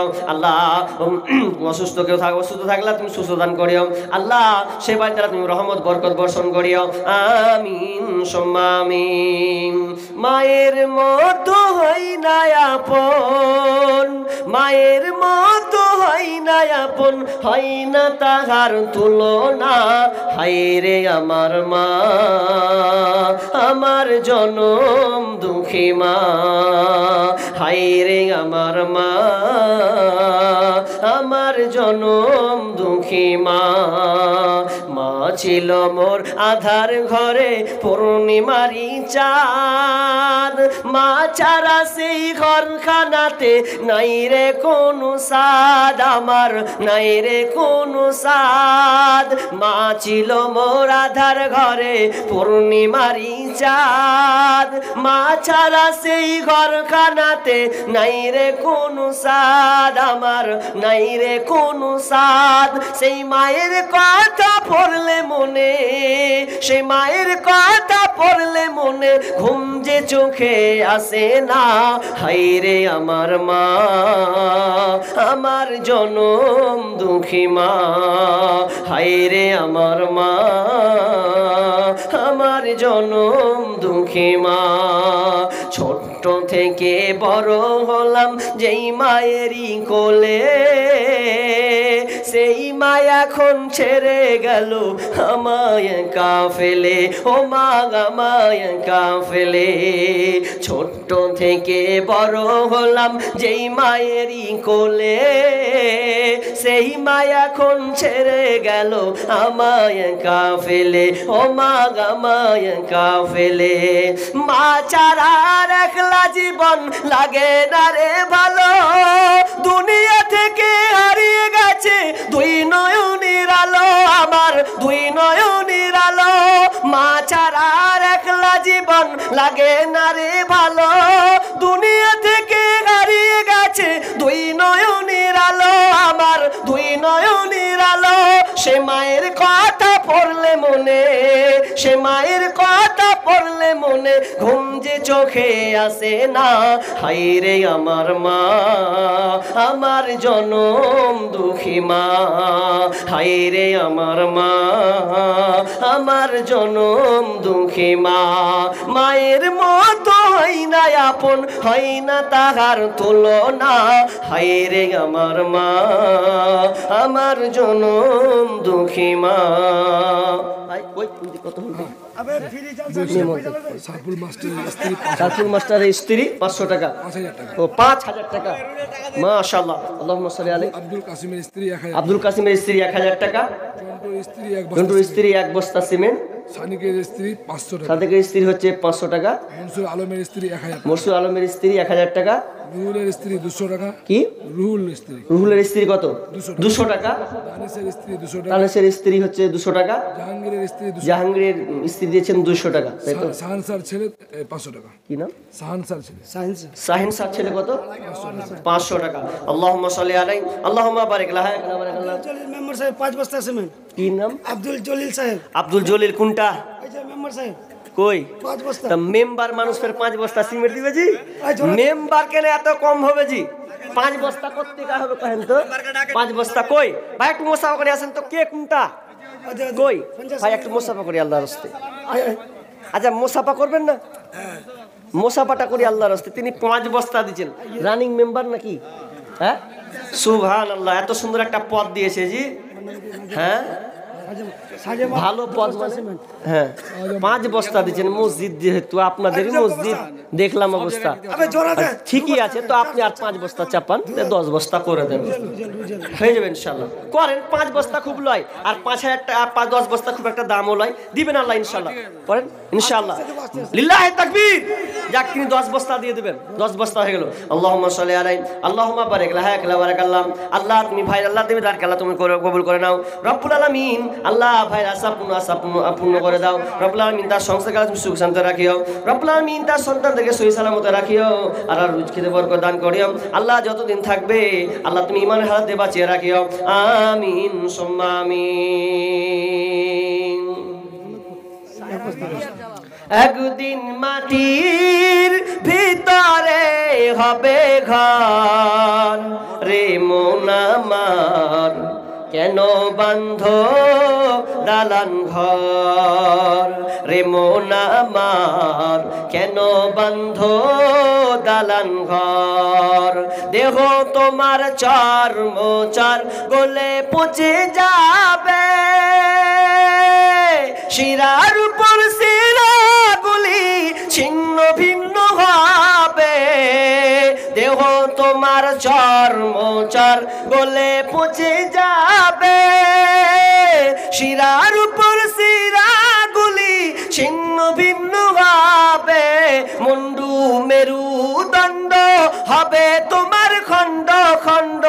সকলের হবে তোমার পর রে মন আমার কেন বান্ধ দালান ঘর রে মন আমার কেন বান্ধ দালান ঘর। সায়রা বিবি 500 টাকা। সায়রা বিবি দিয়েছেন 500 টাকা। আল্লাহুম্মা সাল্লি আলাই আল্লাহুম্মা বারিক আলাই। কি নাম? আব্দুল জালাল 500 আব্দুল জালাল 500 টাকা। আল্লাহুম্মা সাল্লি ওয়া বারিক আলাই। আল্লাহ তুমি দানকে আল্লাহ তুমি কবুল করে নাও। আল্লাহ যে উস্তাদ আছে তুমি আসেমন বিবি লিখেন শ্বশুর এবং বাপের নামে। আসেমন বিবি কত? 500 এক। বাপ এবং শ্বশুরের নামে। ও বাপ এবং শ্বশুর নামে 1000 টাকা দিয়েছেন। আল্লাহুম্মা সাল্লি আলাইহা আল্লাহুম্মা বারিক আলাইহা।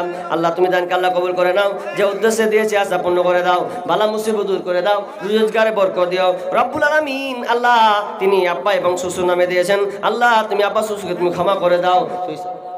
আমার শ্বশুর নাইম বাবু আচ্ছা 1 বস্তা দিচ্ছে আমাকে। এক বস্তা সিমেন্ট। 1 বস্তা সিমেন্ট মাশাআল্লাহ তিনি 1 বস্তা সিমেন্ট দিবেন। আল্লাহ আল্লাহ তুমি ভাইদানকে আল্লাহ তুমি কবুল করে নাও। যে উদ্দেশ্যে দিয়ে আসা পূর্ণ করে দাও। আল্লাহ তুমি তাকে সুস্থ করে দাও। আমিন সুম্মা আমিন।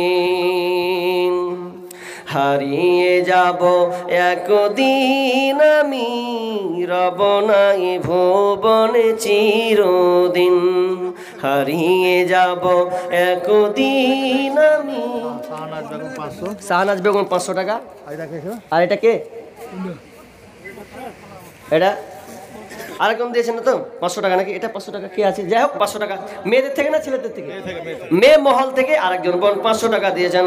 আল্লাহ তুমি দানকে আল্লাহ তুমি কবুল করে নাও রব্বুল আলামিন। আল্লাহ যে উদ্দেশ্যে দিয়েছে আল্লাহ তুমি বোনের আশা পূর্ণ করে দাও। বালা মুসিবত দূর করে দাও। রোজগারে বরকত দাও। সহি সালামতে রাখো। আল্লাহ যতদিন থাকবেন আল্লাহ তুমি কালেমা যেদিন মারা যাবে আল্লাহ তুমি বোনের কালেমা নসিবে দিও। আমিন সুম্মা আমিন। কিয়ামতের আলামাত এসে গেছে তাই তো ঘরের নারী রাস্তায় নেমেছে। কিয়ামতের আলামাত এসে গেছে তাই তো ঘরের নারী রাস্তায় নেমেছে। ওরে মাছ বাজারে কথা বলে মাছওয়ালার সাথে। স্বামী তাহার দাঁড়িয়ে আছে ব্যাগটা নিয়ে হাতে। আরে স্বামী নিলেন মাছটা টেনে স্ত্রী দেয় টাকা গুনে। স্বামী নিলেন মাছটা টেনে স্ত্রী দেয় টাকা গুনে। স্বামী স্ত্রীর যেন সেবক হয়েছে।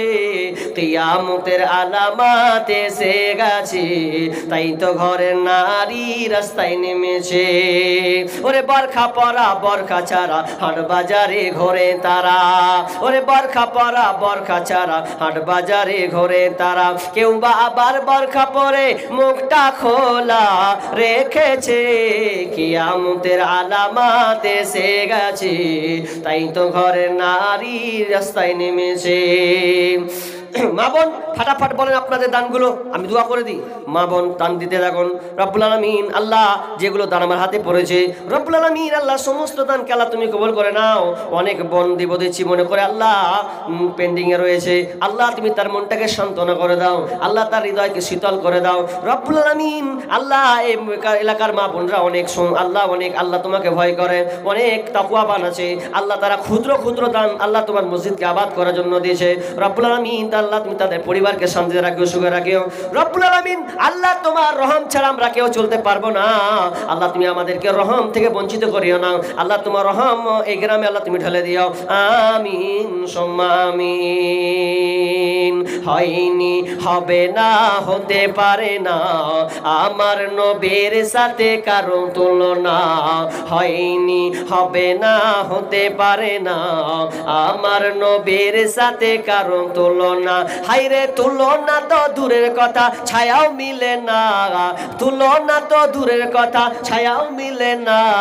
হয়নি হবে না হতে পারে না আমার নবীর সাথে কারো তুলনা। হয়নি হবে না হতে পারে না আমার নবীর সাথে কারো তুলনা। আর সকল নবী রাসূল ছিলেন আল্লাহর দিবানা। দুই নয়ন দেখবো প্রভু ছিল তামান্না। আরে মোর নবীকে ডেকে নিলেন, আরে মোর নবীকে ডেকে নিলেন, দেখবেন রাব্বানা হয়নি, হবে না, হতে পারে না আমার নবীর সাথে কারণ তুলনা। হয়নি, হবে না, হতে পারে না আমার নবীর সাথে কারণ তুলনা। বলেন জাফরের স্ত্রী বোধহয় নাকি, কি নাম? 2 বস্তা জাফর না, জাফরের স্ত্রী 2 বস্তা সিমেন্ট, আর রবিউলের মা 1 বস্তা ছিল। 1 বস্তা সিমেন্ট। মাশাআল্লাহ, হায়াকাল্লাহ, বারাকাল্লাহ, তুমি দান আল্লাহ তুমি কবুল করে নাও রব্বুল আলামিন। সিমেন্ট তারা মা বোনরাও দিচ্ছেন আল্লাহ রব্বুল আলামিন। এই সিমেন্টগুলো আল্লাহ তোমার মসজিদে লাগাম হয়ে লেগে থাকবে, ধাপে ধাপে এটার সঙ্গে লেগে থাকবে। আল্লাহ রে আল্লাহ, তুমি এই মায়ের দানকে আল্লাহ তুমি কবুল করে নাও রব্বুল আলামিন। আল্লাহ তার পরিবারকে আল্লাহ সুখে শান্তিতে রাখিও রব্বুল আলামিন। বোন যেদিন মারা যাবে আল্লাহ, অনেকে কালেমা নসিব পাই না রব্বুল আলামিন, তার কালেমা নসিবে দিও, আমিন সুম্মা আমিন। বোন চটচট করে বলেন, যারা টাকা নিয়ে আসেননি আপনি সিমেন্ট লিখান। আর অন্তত কেউ ধান গম এখানে চাষ হয় না? চাষ হয়? হয় খুব কম নাকি? ভালোই হয়। এরকম নাই 50 কিলো একটা গমগুলো দেওয়ার চেষ্টা করেন না মসজিদে, ইনশাল্লাহ দিব, আমার চাষ হবে, ইনশাল্লাহ দেবো, এরকম হাত তুলেন একজন। ধান আছে তো ধানই হোক না, অসুবিধা নাই, মসজিদে কাজে লাগবে, ওটাও হবে ইনশাআল্লাহ। চাষাবাস থাকলে বলবেন অবশ্যই, আল্লাহ আপনার দানকে আল্লাহ আপনাকে বাড়িয়ে দেবেন। আল্লাহ বলছেন আনফিক ইয়া ইবনে আদম আনফিক উনফিক ইলাইকা, হে আদম সন্তান, আল্লাহ বলছেন হে আদম সন্তান তুমি আমাকে দাও, আমি আল্লাহ তোমাকে দেব, তুমি আমাকে দেবে, আমি আল্লাহ তোমাকে দেব। ভাই ঝটপট করে বলি ইনশাআল্লাহ, আর 5 মিনিট আছি, চটচট করে বলেন। যারা দেওয়ার আছেন দেখেন, দিবদিবি করে সময় নষ্ট করিয়েন না। আজকে আপনি আছেন, কালকে নেই, আজকে আপনি আছেন, কালকে আপনি নাই। প্রাণ পাখি উড়ে যাবে পিঞ্জর ছেড়ে, ধরা দমে সবই রবে, তুমি যাবে চলে। প্রাণ পাখি উড়ে যাবে পিঞ্জরা ছেড়ে, ধরা দমে সবই রবে, তুমি যাবে চলে। বন্ধু বান্ধব যত, মাতা পিতা তারা শত, বন্ধু বান্ধব যত, মাতা পিতা তারা শত, সকলেই হবে তোমার পর রে। মন আমার কেন বন্ধ দালান ঘর রে, মন আমার কেন বন্ধ দালান ঘর। ভাই আর নেই? আচ্ছা, মহিলা মহল থেকে কি একটা আংটি গলা পাওয়া যাবে না? আংটি সুন্নাতি দান, মেয়েরা রাসূলের যুগে আংটি, গলার মালা, এগুলো দিতেন, মেয়েরা খুবই ভালোবাসতেন। এগুলো যে সুন্নাতি দান, এরকম কোনো বর্ণে একটা যে আল্লাহর রাস্তে 2-4-5 জন করে একটা করে আংটি খুলবেন। আংটির দাম খুব একটা বেশি নয়, খুব জোরে 250, 300, 400 এরকম একটা হয়। কোন মা আছেন যে আজকের মজলিসে সুন্নাতি দানটা দিবেন, যে নবীদের ভালোবাসায়, যে নবীদের স্ত্রীরা, সাহাবীদের স্ত্রীরা, তারা অর্থ না দিয়ে তারা নিজের আঙুল থেকে, গলা থেকে, হাতের থেকে, পা থেকে তারা সুন্নতি দানগুলো দিয়েছেন। আব্দুল সিরাজ মায়ের নামে 5 বস্তা সিমেন্ট। কি নাম? সিরাজ। ও সিরাজ, তিনি কত? 5 বস্তা। 5 বস্তা মায়ের জন্য তিনি এই মসজিদে দিচ্ছেন। হায়াকাল্লাহ, বারাকাল্লাহ, আল্লাহুম্মা আনতাস সালাম ওয়া মিনকাস সালাম, তাবারাকতা ইয়া জাল ওয়াল ইকরাম রব্বুল আলামিন। আল্লাহ সিরাজ ভাই মায়ের জন্য 5 বস্তা সিমেন্ট দিয়েছেন। মাবুদ আল্লাহ, তুমি এই ভাইয়ের দানকে আল্লাহ তুমি কবুল করে নাও রব্বুল আলামিন। আল্লাহ মাকে আল্লাহ তুমি ক্ষমা করে দাও। আল্লাহ সন্তানকে তুমি সহি সালামতে রাখিও, যে সন্তান মায়ের ভালোবাসায়, মাকে ভালোবেসে, মায়ের কথা মনে করে আল্লাহ তোমার রাস্তায়, তোমার মসজিদকে আবাদ করার জন্য 5 বস্তা তিনি দিয়েছেন। আল্লাহ তুমি ভাইয়ের দানকে কবুল করে নাও রব্বুল আলামিন। ভাইকে তুমি ধৈর্য রাখার তৌফিক দাও রব্বুল আলামিন, তার সংসারে উন্নতি দাও। আল্লাহকে অসুস্থ থাকলে তাকে শিফা দান করি, আরোগ্য শিফা দান করিও। রব্বানা তাকাব্বাল মিন্না ইন্নাকা আনতাস সামিউল আলিম ওয়া তুব আলাইনা ইন্নাকা আনতাত তাওয়াবুর রহিম। আমিন সুম্মা আমিন।